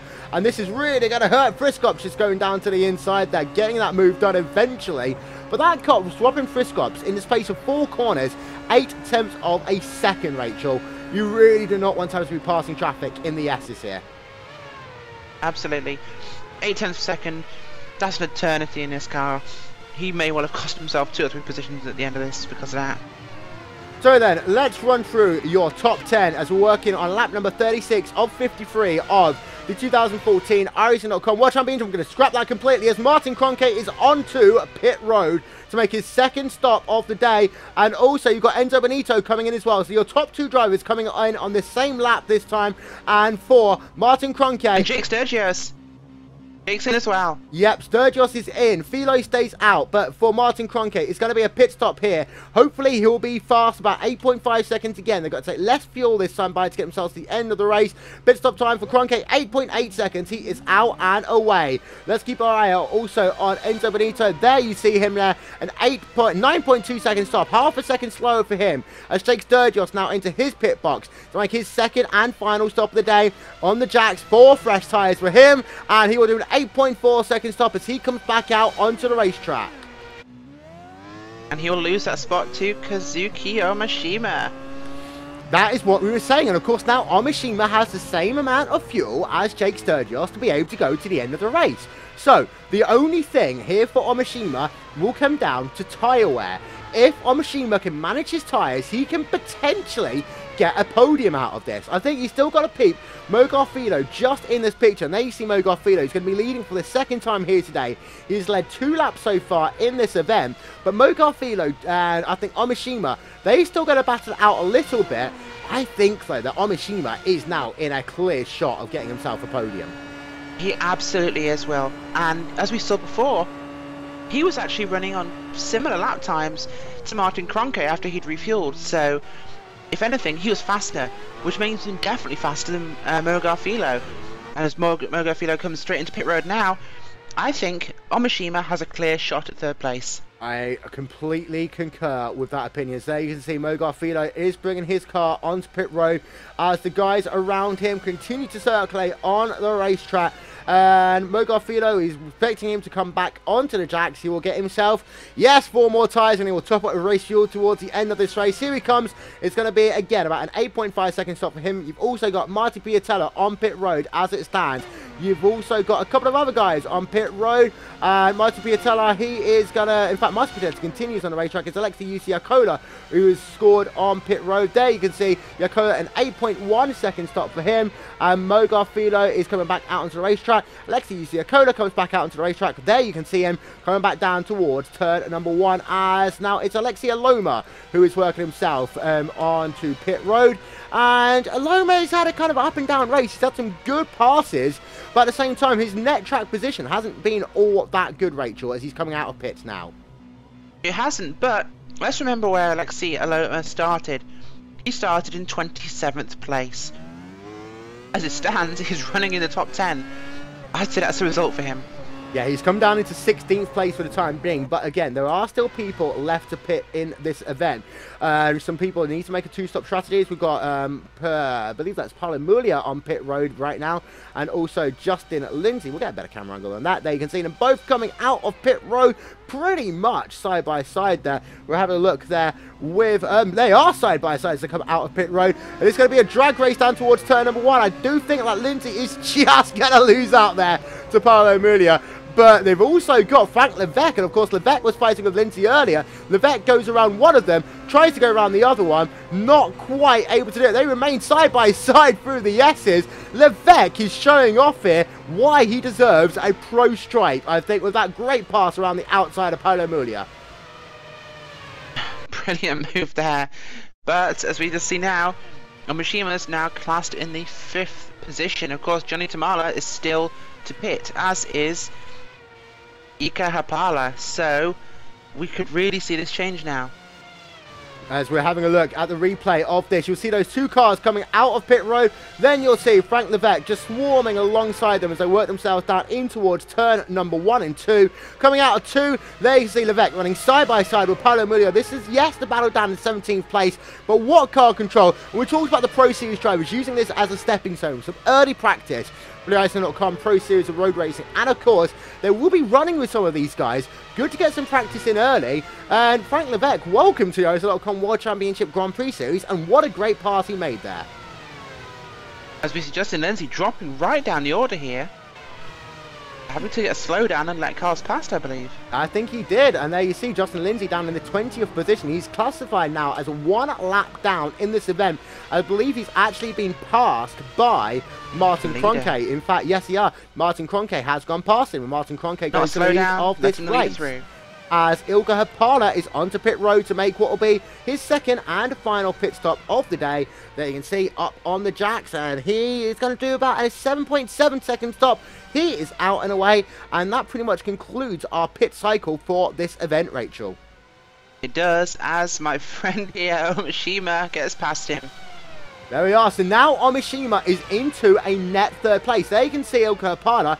There you can see Omishima. The gap is about, I make it about 2.7 seconds gap between them. There you can see Kazuki Omishima. Now if we can flick this camera back, there you can see Ilka Hapala right on board with Ilka Hapala running himself. It says 3rd place. He's actually down in, actually no, something's happened to Enzo Benito, I believe. Potentially something's happened to Enzo Benito. I wonder if it's, yeah, Enzo Benito is classified as out of the race. Oh my god, what's happened to him? We'll see if we can catch anything up here with Enzo Benito, but he's just disappeared from our timing and scoring. Enzo Benito, 40, he's coming to the S's and he just disappears from the track. I believe he's had a disconnect. Yeah, for Enzo Benito, technical issues for him. This means now Martin Kroenke leads. Kazuki Omishima potentially set to get his second place of the season after Canada. And again, if you've not watched the last couple of laps of the Canadian Grand Prix, please do check it out. It was an absolutely wild finish there. 3 laps to go. Omishima hitting the wall of champions as we try and defend from Gregor Hutu. But Kazuki Omishima on his home track is now classified not in the 3rd place we expected, Rachel, but now up in P2. This is a big change around for him and a brilliant news for him. Just getting confirmation now that Enzo Benito has in fact disconnected. Seriously bad luck for him there. Mo Garfilo, though, is putting the pressure. Mo Garfilo, he is putting the pressure now onto Ilka Hapala, and this is now for the last step of the podium. So right on board with Mo Garfilo. He has been so good in this series. Always had a little bit of bad luck here and there, but he's all over the rear of Ilka Hapala. Filo will have fresher boots. No, in fact, Hapala will have fresher boots by about a lap or so. But Hapala here and Filo, this is going to be an amazing scrap to the end of this race, Rachel. Oh no! Omishima! I'm going to go back to Canada mode. Omishima spins it down at Denga number 2. Omishima loses it. So for the 2nd time when in a great position this season, Omishima has an incident. And he has definitely picked up damage there, Will.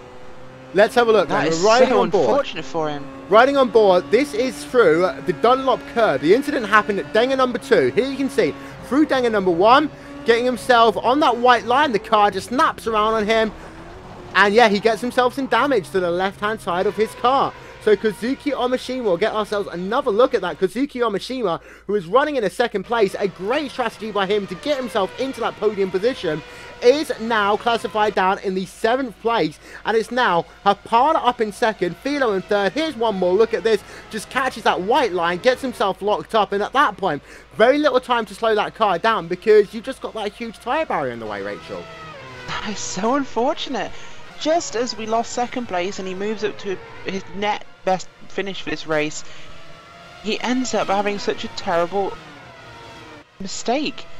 It's so hard to really qualify what's happened to him, because that was just, he must be absolutely gutted. That was a brilliant drive from him, brilliant strategy call. And to have it in like that, where we've had 3 cars have trouble on that corner today, Will, let's not forget. So unfortunate. Riding on board, and Marty Piatella in that 5th position, trying to close down Jake Sturgis for 4th place in this event.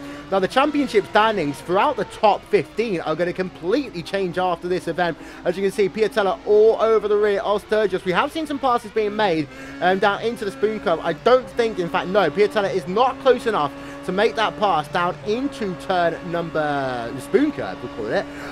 But close racing here. And also, just having a look, Jake Sturgis is only 1.7 seconds. In fact, no, he's 0.6 of a second back from actually getting himself into the podium himself. Because there you can see, as we have a look on board, the car ahead, that is Mo Garfilo running in 3rd.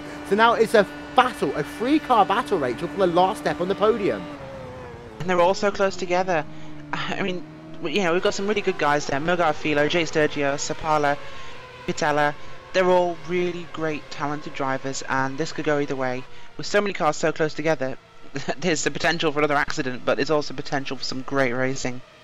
As there you can see, Jake Sturgis running himself in that 4th position. There you can see Mo Garfilo just ahead of him. So having a look from the rear now of Mo Garfilo, there you can see 2 cars. He's going to be battling to stay on the podium. Jake Sturgis and Marty Piatella. This fight is not over. Ladies and gentlemen, we will step aside for just one more moment, then we'll be back with final part of today's race from this, the 14th round of the iRacing.com World Championship Grand Prix Series. Stick with us, we'll be back in just 90 seconds time.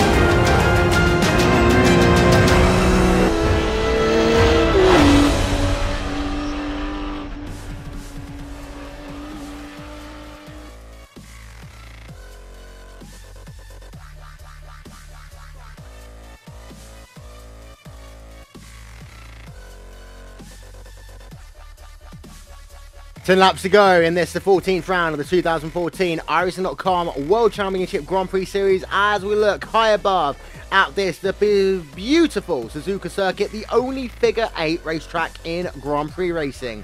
Will Vincent along with Rachel Whitefoot. Yes, she is a girl and she is a commentator, as we've got ourselves now just 9 laps to go here in this event, and Martin Kroenke continues to lead the way here at Suzuka. But Rachel, this has been a race full of everything. We've had a crazy start to this race. We had, what, 6 people taken out on the first lap. We've had some great strategy calls. We've had some amazing racing, and we've had some heartbreak once again. This has got to go down as one of the best races of the season. It's certainly been exciting, Will. I mean, we've seen everything from mistakes costing drivers their own race to mistakes costing multiple drivers their race. And we've seen some amazing strategy. Unfortunately, didn't pay out there for... it was I've forgotten now. Amashima, sorry. Kazuki Amashima. Amazing strategy, but an unfortunate end to that when he spun coming through Degna 2. We've had some slow stops, we've had fast stops. This race has had everything. Close racing 3 wide into turn 1, remember? It's been wild. And don't forget, we've still got ourselves a great scrap for this last place on the podium. There you see Mogarfido to Jake Sturgis, just half a second separating them. Then you got yourself Jake Sturgis to Marty Piatella, just about 7 tenths of a second, separating them as we ride along board with Jake Sturgis. Now, these are traditionally INX cars from the fastest in a straight line. They find a way of trimming their cars out. Not working yet for Sturgis, but Sturgis has got the opportunity to do something in the last couple of laps of the race. He's just got to be careful, and you see still these drivers are getting that big wiggle through the centre of the Castillo triangle as they then work themselves down towards turn number 1. This could well come down to, again, if one of these drivers makes a mistake. If Fila makes a mistake, then both these guys go road past, but I don't think I've seen Fila make many mistakes all season long, Rach.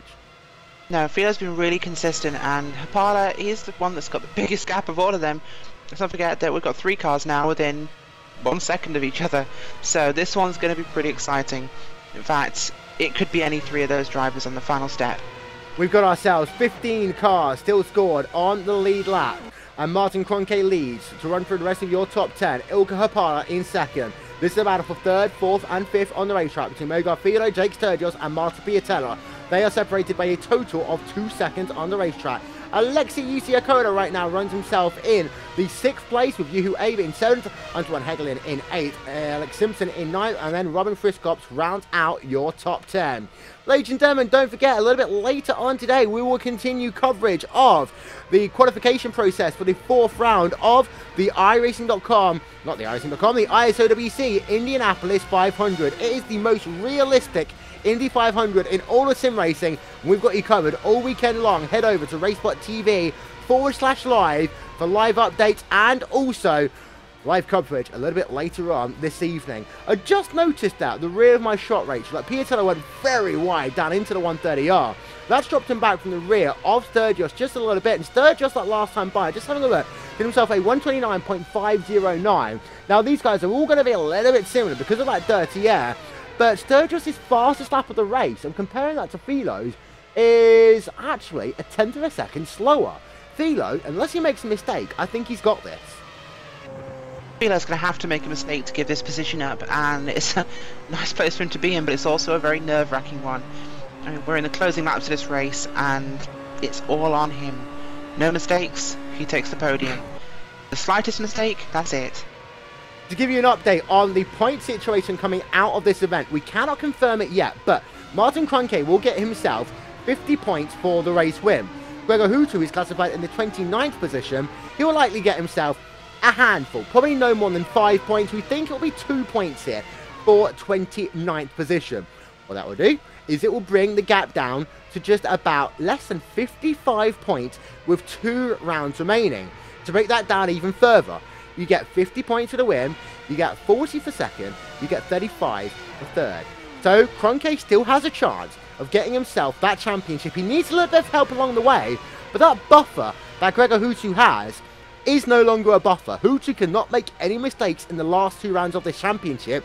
And Rachel, we conclude the season with 2 great races, Zandvoort and then Circuit of the Americas, where I'll tell you what, you can make a mistake anywhere.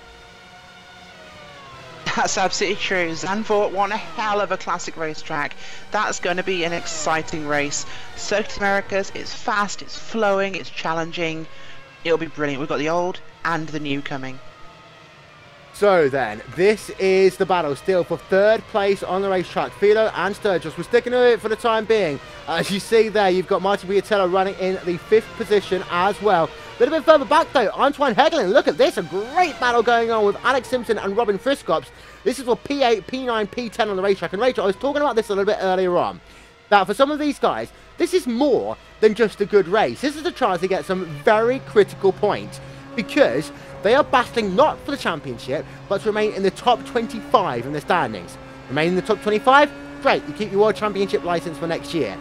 Fail to do that, you've got to run in the incredibly difficult iRacing.com Pro Series of Road Racing, which takes place over the winter. And in that series, it is crazy. Anything can happen.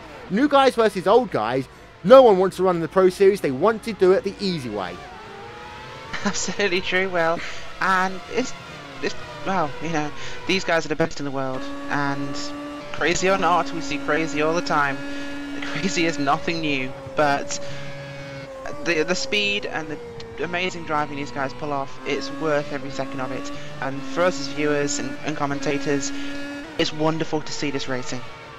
So then, this is still the battle for P8, P9, P10 on the racetrack. You've also got, to finish off running a couple of stories, Yoni Tamada and Alexei Yakola as Tamada goes off and he hits the wall. Potentially a curse there for Yoni Tamada. Let's see if we can get ourselves a replay of that, because he just went completely off the racetrack there. We'll have a look on board with him.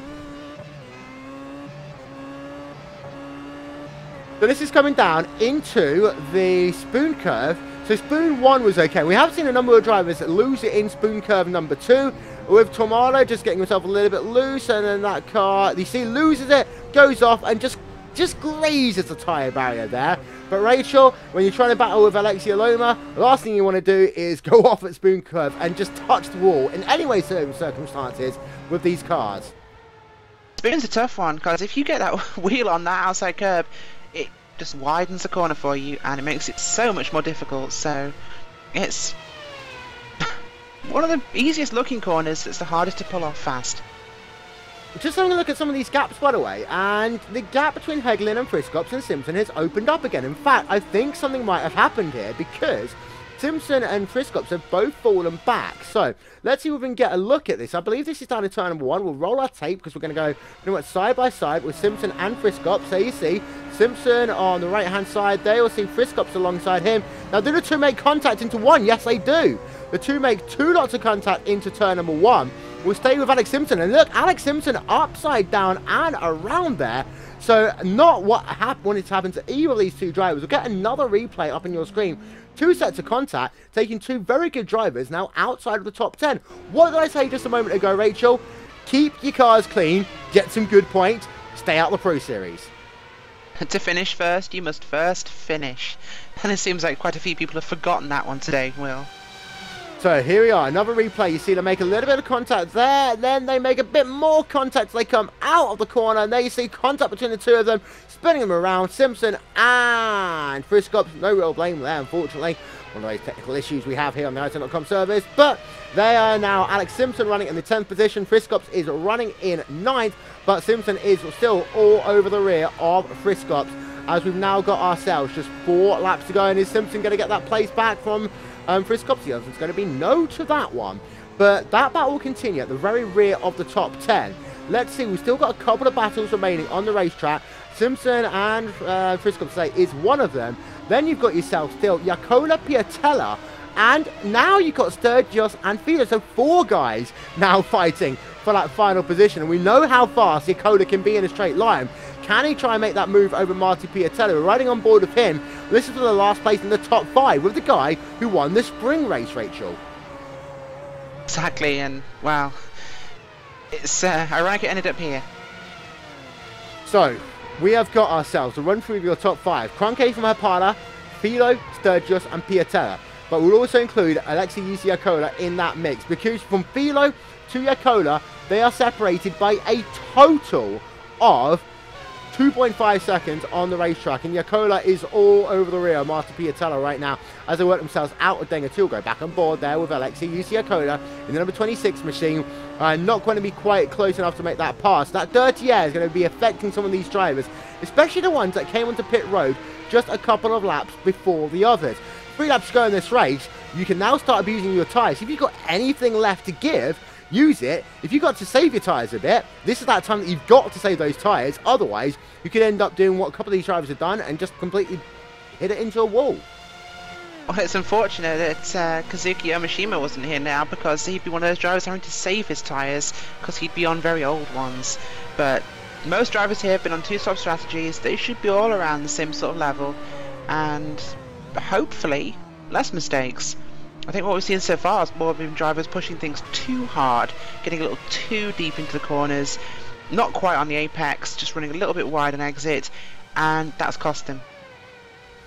Will Yakola try and make it look down into turn number 1? No, he won't. We saw he got very close there down at the Casio Triangle, but wasn't able to make that move. And what's actually happened is now Piatella is going on to defense. He's not being able to close that gap to Jake Sturgis. Sturgis, in turn, there you see him, has not been able to close any further up to Mogar Philo. Philo's actually got a 1.4 second advantage. So it looks as though that is going to be this guy, Mogar Philo, getting a podium here at Suzuka. There you can see Philo, and there you can see the gap back to Jake Sturgis. 1.5 seconds as it stands on the racetrack between himself and Jake Sturgis, with now just about a lap and a half left to go in this event. Great drive today by a number of people. Hapala and Philo have got to both go down as candidates for drive of the day, though. Definitely, there's been some amazing racing from those guys, and both have had an awesome race. You know, I definitely have think that Omishima's got to be on there for one of the drivers of the day, even though he had that accident. It was incredible to see. It was a great strategy, something that fans long term of the series will know. Max DeLorca used to be the king of the crazy strategy as we're riding on board from the rear with Martin Piatella. Will it be a move from Alexei Yusiakola as we are now onto the final lap of this, the 14th round of the championship? Defending heavily there is Martin Piatella. However, he will just about keep it going for the time being, but Alexei Yusiakola is going to get a much better run out of the corner. Will he try and go around the outside? He's going to be much closer. You see already Piatella is defending. He's going to go right down to that inside wall. Alexei Yusiakola has got the draft. He's got the drag. They're going to stay side by side into the corner, but Alexei Yusiakola for 5th place isn't going to make it work. Contact there, and that pushes Yakola off. Replay coming up on your screen now. Those guys are so close there, Will. They were back and forth, too wide into turn 1, nearly too wide into turn 2, and just both of them moving around way too much in that braking zone. So here we are, replay on your screen, and this is down into turn 1. You see them make a little bit of contact, here. That pushes Yakola off, and that ends his chance of getting himself a 5th place finish here today. But we now have to turn our attention to Martin Kroenke. He's got less than half a lap to go, and before we went to Interlagos, he hadn't won a race in the iRacing.com World Championship Grand Prix Series. He was just fabulous at Interlagos. He comes out of the triangle for the final time. Martin Kroenke, after never winning in 4 years, all of a sudden makes it 2 wins out of 2 in the iRacing.com World Championship Grand Prix Series, and somehow still has a chance of potentially getting him that championship. Martin Kroenke is victorious once again. Ilka Hapala works himself now down into the triangle for the final time. He will get a well-deserved 2nd place finish in that car with the Orion racing car sponsored by Jim's. What a great performance there by Ilka Hapala. He will come home 2nd here today, and then we've got ourselves Jake Sturgis coming past the line. He will get 3rd place. 4th place, that guy, Martin Piatella, just coming for your shot now. Alexei Yusiakola, he finishes this race in the 5th position. He will be incredibly unhappy with that. And that rounds out your top 5. Rachel, it's been a great race. And there's still a couple of scraps to finish off here, because Jordi Tamara, there we see, we're right on board with him. He is battling to try and get one more position. This is for 9th place on the racetrack with himself and Alexei Aloma. He's caught back up, but I don't think he's going to have the time to do anything. No, I don't think he will either. It's just not quite close enough. This has been one heck of a race, and it's all the effort just won't be enough. So then that rounds out your top 10. We will get yourselves your final race results in just one moment after our timing and scoring sorts itself out. Just a couple of people left to come past start finish line. There you see Christian Laurent coming past the line. Paul Ilbrink about to do the same as well. There you see Paul Ilbrink in the Radical Steel Series car. He's going to get himself a 13th place finish here today. Marcus Caton will come home 14th. He's 1 lap down, but he has already completed his race because he's, of course, 1 lap down. Before we go to race results, Rachel, it's a tough one today. Driver of the day. Hit me. Oh, so tough. I think my driver of the day has got to be Martin Kroenke. I know he won the race, I know he started on the pole, and people think that's easy, but he drove a consistent race. He did not make any mistakes. He did not push the car too hard. He drove a mature race. He actually kept the thing in shape and running well. 2-stop strategy, and he always came out in front. He had a sterling run. Let's then get final race results, and there you are. Martin Kroenke by 21 seconds takes victory here today. from the 14th round of the iRacing.com World Championship Grand Prix Series from Suzuka. Ilka Parda comes home in second, Mo Garfilo in third, Jake Sturgis in fourth, Marty Piatella in fifth, then Alexei Yusiakola in sixth, Yuhu Abe, Antoine Hegelin, Alex Simpson and Alexia Loma round out your top 10. Want to give a very big shout out to both Ilka Hapada and Mo Garfilo. Hapada's first podium in a while in that Orion Racing Team car, and a great result there by Mo Garfilo, once again showing off why he deserves to be at the very top level of sim racing. On to page 2, Yoni Tamala in 11th place, Robin Friscops in 12th, Christian Laurent in the 13th position, and then Paul Ilbrink, Marcus Caton 14th and 15th respectively. Frank Levesque the 4th, great result by him in 16th, Paulo Mulia 17th, Justin Lindsay 18th, Fulvio Barazini 19th, and Hirosaki in the 20th position. And then, Rachel, we come to the people who really didn't want to finish as low as we can. In particular, the guy who comes home in 27th place is classified. Does not want to be that far down. It does seem to be that timing and scoring puts him in 27th. That's going to save him a little bit as far as the championship goes. It's a couple of points. It's important, but still, 27th is not what he wants, and that's really going to make this championship a little bit more complicated for him to win, even though he's still got about a 55-point lead. It's going to make things a lot closer, Will. And this is not what he wanted. You know, he came into this race with a 101-point lead, and he's going to leave it with 50. It's opened things up far more than he would like. He can still clinch this championship, and he might. But he's given people an opportunity. He's given them an opening, and people are going to be that much more hungry the closer it is in sight. Omashima, after getting himself up into second place with strategy, falls down to 21st after hitting the wall down at Denga number 2. Into Benito, technical issues for him, and a couple of other people having incidents. We talked about Jonas Sakurian having an incident with his teammate Paul Ilbrink earlier on.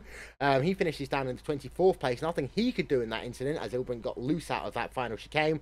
And there you are, 30 drivers here in this event. We are getting ready for couple of interviews. So yes, we're going to step aside for just one moment, and then we'll be back with post-race coverage here from Suzuka. You are watching the post-race coverage of this, the 14th round of the iRacing.com World Championship Grand Prix Series from Suzuka Circuit here on iRacing Live and RaceSpotTV. We'll be right back.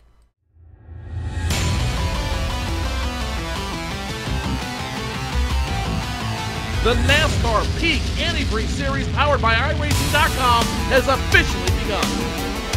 It's all in control of Brad Davies in that 11 machine. Green flag flies. He's damn near banged up though. Now the 93 is going to push the 4 of Brian Day all the way up the wall. 4 wide down the super stretch point in the turn. And now the 93-39, the 3 machine goes around. Big trouble in the back. It's going to be the race for the win up front. Look behind him. They're 3 and 4 wide, trying to make a push to the front as the field gains speed in turn number 1. Kenny Humphrey, if he can rip it back to the start finish line, will win here at Daytona. 7 laps to go. As you love it, here we go. You love it. The 0-1 gets around. The 5 gets around. Big jump for the first one.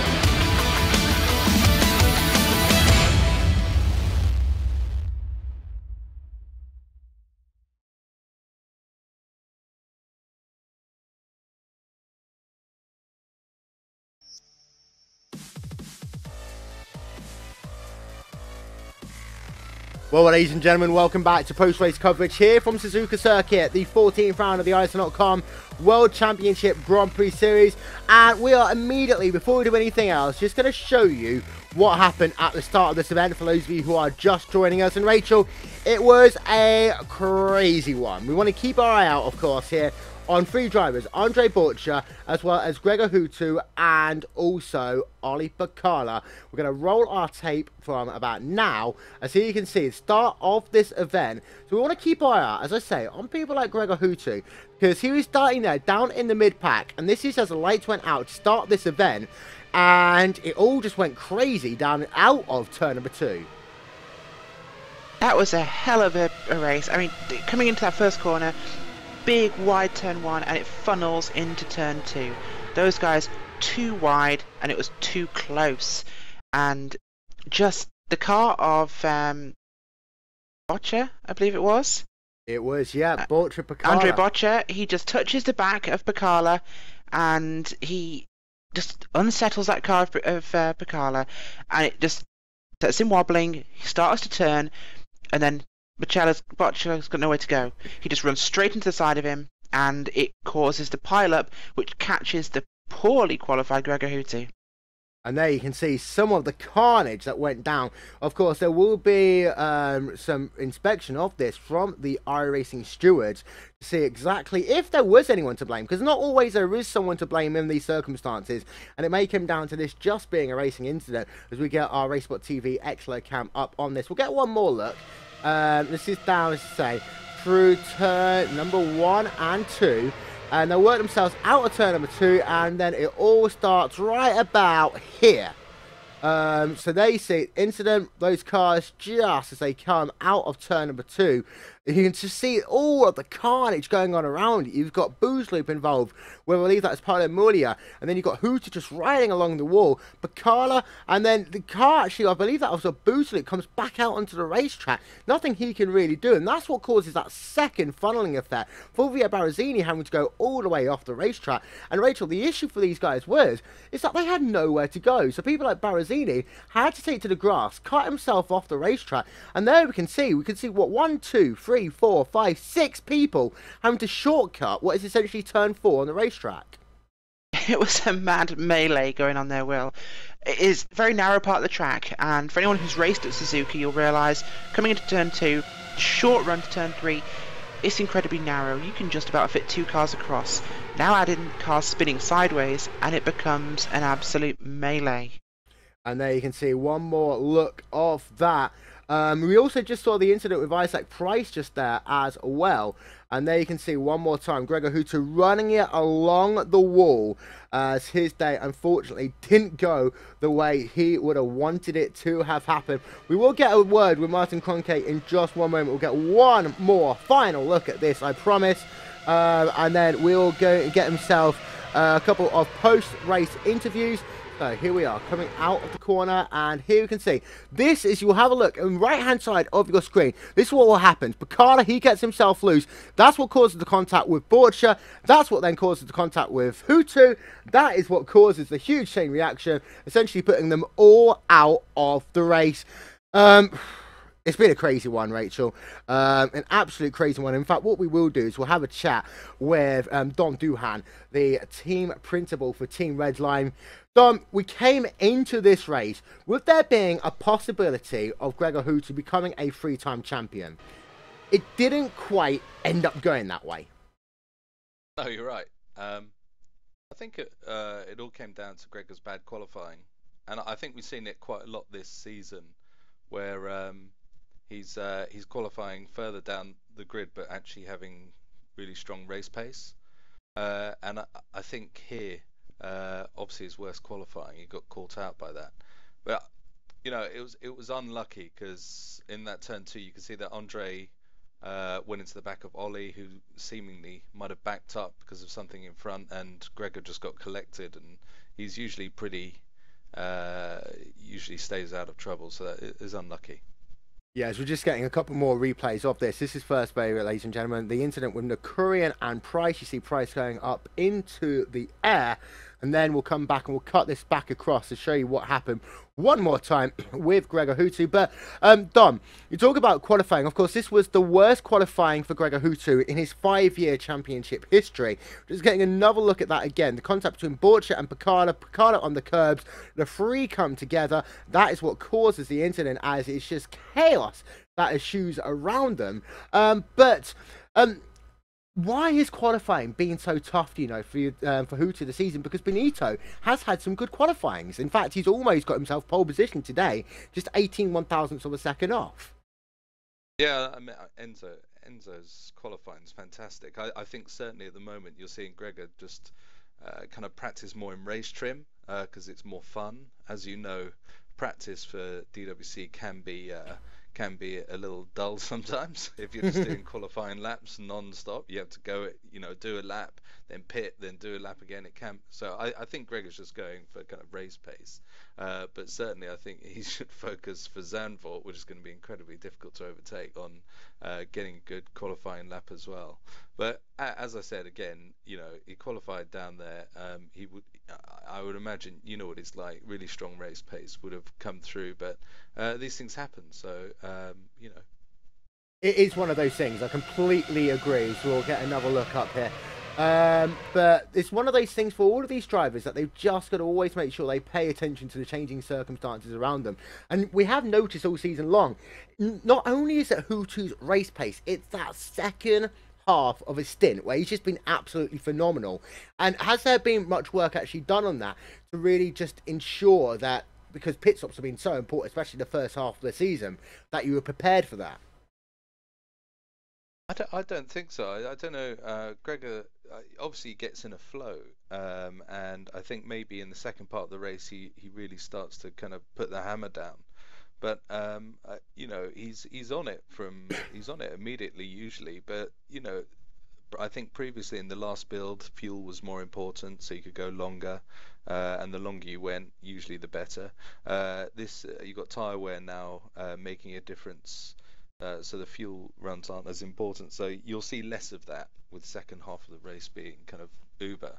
But I do think that just Gregor's race pace is always been really strong, and you know, Hugo and Atsi and used to give him really good racing, because they also had very similar kind of race pace. But this is just one of those things. This is what happens when you qualify mid-pack, and I think all of us as virtual racers, sim racers, know what that's like, with lag and with you know, someone in front of you slowing, you're incited, then the car behind, you know, all of that. So I think that's kind of one of those perils, especially in the F1 car, where the reaction times are kind of minimal compared to other series. But I do think he'll bounce back. I mean, he's incredibly consistent. There's 2 races left. Zandvoort's an absolute killer track usually for an F1 car, but I think he's got a good record there. And then the final race as well, I think he'll just want to hopefully have enough in the bag to take it easy. Indeed. So very quickly before we let you go, Enzo Benito, technical issues today, out of the race. He's not had much luck at Suzuka, has he? Do you know what? He's had 4 discos this season. And it really is something, we don't know what the issue is, considering in other series and everything else he seems to be doing fine. He's had 2 discos in a row when he was actually on for a podium, so we need to review that. But you know, once his luck turns around, you can see his qualifying pace there. In other series, he's absolutely a beast in the GT cars. I think he's gonna pull it through soon. And of course, hopefully, the next time that we're on, I don't get to talk to you. I get to do the yearly interview with Gregor Hutu. But congratulations for the season so far. It's been a while since I've talked to you. Unfortunate here today. Anyone you'd like to say thank you to on behalf of Redline? Yeah, as usual, our sponsors, fantastic. Fanatic sponsors with quite a bit of kit, and actually really does help. I just want to give a quick shout out to Ilka. Fantastic second place, and well deserved. Indeed so. Congratulations also to Ilka. Dom Duhan, team principal for Team Redline. Unfortunately, his cars didn't do so well today. 22nd for Benito and 27th for Gregor Hutu. Moving on, we will have a quick chat with a couple of other drivers. We'll start first of all with Mogar Philo. Mogar, you're getting yourself a podium in the iRacing.com World Championship Grand Prix Series. Well done. Hello, Will. Thank you. Thank you for all people that's watching the broadcast. It was a really excellent race for me. Things didn't work as I intended on qualify, but I think that no one did their best at the qualify. And really, the race was just perfect for me. I got a very good launch, could get 2 positions right on the first corner, and got another one when pitting. Too bad to see so many incidents, but I'm quite pleased to get my first podium here in this series. It's been an up and down season for you this year. You've had some very good races, you've had some not so good races, but of course you've got 2 things that you've got to bear in mind. First of all, this is your first podium. And secondly, also, you want to make sure that you stay inside the top 25 as far as points are concerned. Are you happy that you've pretty much now ticked both of those boxes? Yeah, it's always important to get points to be able to race the next season. Although I was aiming for a top 10 this season like last year, but the competition is much harder this year. I think the last 3 years, it's the most difficult championship. If you see Gregor, if he don't practice as much as he usually do, he don't go so well. You can clearly see that his qualified pace today was due to the big margin he had on points. And you see that if you don't practice, if you don't work on your car, don't have a good teamwork, you won't get ahead on the grid. So it's a very tough competition with a lot of drivers separated by just a tenth, and it was really excellent to have a podium. It's like let's see if I can get back on track for 10th position on standings at the end of the year. Well done on your 3rd place here today in that Radical Steel Series Simulator car. Anyone you'd like to say thank you to? Of course, I have to thank all my teammates that didn't get a good result here, helped a lot working on the car, and have to thank our sponsors, the Steel Series and Simulator, who gave us tools that always help. And thank you for everybody that's watching this championship. Mogarfilo coming home 3rd place here today. Going to hand it over to Rachel, and she is stood by with the person who came home 4th, just outside the podium, Marty Piatella. Hi, Marty. Firstly, brilliant race from you. Tell us about the start from your perspective. Well, I got pretty badly off the line, and then going to second turn, I saw the Glacier car slowing down. I don't know what happened, and apparently it was quite a mess. I just heard you guys going through what happened there, and and well, lucky that I survived it, and I was on the inside and could just drive past at least Olli and Alexi. Absolutely, and very lucky escape it was too. You had a very consistent race today. You had good pace. You were constantly towards the front, and you had good pit stops, and you put enough practice into this race, obviously. Do you think you can improve over the next 2 rounds and maybe finish higher in the championship? Well, yeah, it was indeed pretty much perfect race for me. There was not much that I could improve at this time. This 3rd stint was pretty difficult.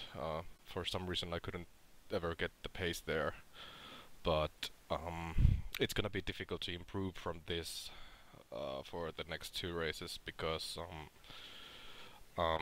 my season has been a complete mess from basically after the 4 first races. I haven't been able to get any decent results, and now I'm kind of feeling that I'm getting the hang of it again, so I'm happy with this. And obviously Ilkka and Mogar finished ahead of me in this race, so getting better positions in the championship is gonna be difficult, because I failed the mid-season so hard. Well, yeah, you had a bad start to the season, but the next 2 tracks coming up are quite, shall we say, unique circuits. We have Circuit of the Americas and we have Zandvoort. Do you think either of those particularly suits your driving style? Do you think you might be able to throw a wildcard strategy and make something happen? Well, Zandvoort has always been a good track for me. I actually drove my first World Championship race there, and I think I finished 11th, maybe. And for the Circuit of Americas, well, I've done maybe 20 laps there, so I have no idea what kind of track that is. But yeah, should be good tracks for me. I like them, even though I haven't really studied the Circuit of Americas yet. Thanks for talking to us today, Marty. It's a brilliant drive from you and a great finish. Thank you. Yeah, thank you. And Rachel, that is almost time for us to finish, but first of all, can this go down as one of the craziest races in WCS history? It certainly was one of the races we just didn't know what was going to happen. I mean, Martin Kroenke winning was, let's be fair, almost a certainty, but from second place backwards, we knew nothing. It could have gone every single direction, and we had no idea whatsoever. I mean, I was sitting here scratching my head, wondering exactly what was going to come from this one, and it was a great race. I mean, Poor Kazuki Omishima. He had an amazing strategy. It was awesome. It played out well. It was going to result in a podium. And when poor old Benito had his disconnect issue, which, as we heard, has been a running thing only in this series, it was just so unfortunate. It really was. He was going to come into second place, second step of the podium, equal his best result so far at his home track. And that would have been amazing. And to have that fall away from him was crazy. We had lots of drivers pushing too hard through the field, making mistakes themselves. We had contact, we had hard driving, and we had the 3 wide shocker into turn 1. It was definitely, I think, one of the most interesting ones we've had. And of course, in 2 weeks' time, we head over to Circuit Park Zandvoort, which in itself is not easy in any way, shape, or form. At all. It's one of the most unique tracks there is. It's one of the shortest tracks that we go to. It is high speed for part of the sector, but then you've got to make sure you've got a car that brakes well, especially down into the Audi S. And also those first couple of corners after turn 1, you've got to be very careful for turn 3 and 4. Zandvoort is a crazy track. It's a roller coaster. It's basically Suzuka in Banzai scale. I completely agree on that one, to be fair. And final point as well, this championship, it's not over. It's still complicated, and we will get the final championship points as they stand up in a moment. But it's not over by a long shot yet. But still, we've got to, well, we don't want to hope ever for any bad luck for Hutu. Kroenkei's got to hope for a bit more bad luck for Hutu to help him along the way. Because as it stands, say, coming out of this event, I make it 55 points. But actually, when I have a look at it, it's a bit more than that. It's 522 points for Hutu, 468 points for Martin Kroenkei. So actually, about what I said. There we go. Maths being as evasive as ever. Yes. But it's certainly a lot closer than it was. And it has opened up the championship now because we have certain drivers who know they have a chance. They had a chance before, but now they have more of a chance. And that little glimmer of hope is going to make some people lose their minds and drive like it's the last lap of their life. And it's going to be brilliant. We've got 2 amazing circuits coming up, amazing drivers, and it's all still to grab. So I look forward to it. 54 points, actually, it is in total. And to give you a rundown of the point structure, it's 50 points for a win, 40 points for second, 35 points for third, 32 points for fourth, and 30 points for fifth.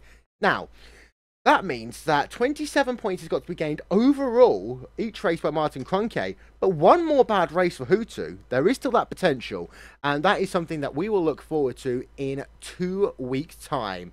Ladies and gentlemen, don't forget that RaceSpotTV is your official home of the 2014 ISOWC Indianapolis 500, and in 1 hour's time, qualifications will resume for what is the toughest, most arduous of all qualifying procedures in sim racing, as over 70 drivers whittle themselves down to 33 for the 4th running of the ISOWC Indianapolis 500, which will in itself take place next Sunday, 21st of September, here on RaceSpotTV. We're back with the iRacing.com World Championship Grand Prix Series, round number 15 or 16 from Circuit Park Zandvoort, and that will be here from 1:30 PM exclusively on iRacing Live and RaceSpotTV. The NASCAR Peak Antifreeze Series, of course, is still going on. Don't forget you can find more information about that by heading over to wcs.iracing.com for all the latest news, information, etc. and so much more. And before we go off air today, we would like to give a very big shout out to a guy called Brian Blackford, who does drive in the NASCAR Peak Antifreeze Series powered by iRacing.com. Unfortunately, he was involved in a karting incident just a couple of weeks ago. He's desperately trying to get himself some money for repairs to his car, etc. If you can help, head over to crowdrise.com/bb33 and hear more about Brian Blackford's story. And of course, we hope him a speedy recovery and hope that he's back in to the NASCAR Peak Antifreeze Series powered by iRacing.com very soon. Ladies and gentlemen, this has been a RaceSpotTV presentation of the 14th round of the iRacing.com World Championship Grand Prix Series. From Rachel Whiteford, I'm Will Vincent. We will talk to you all in 2 weeks' time. This championship isn't over yet. Bye-bye.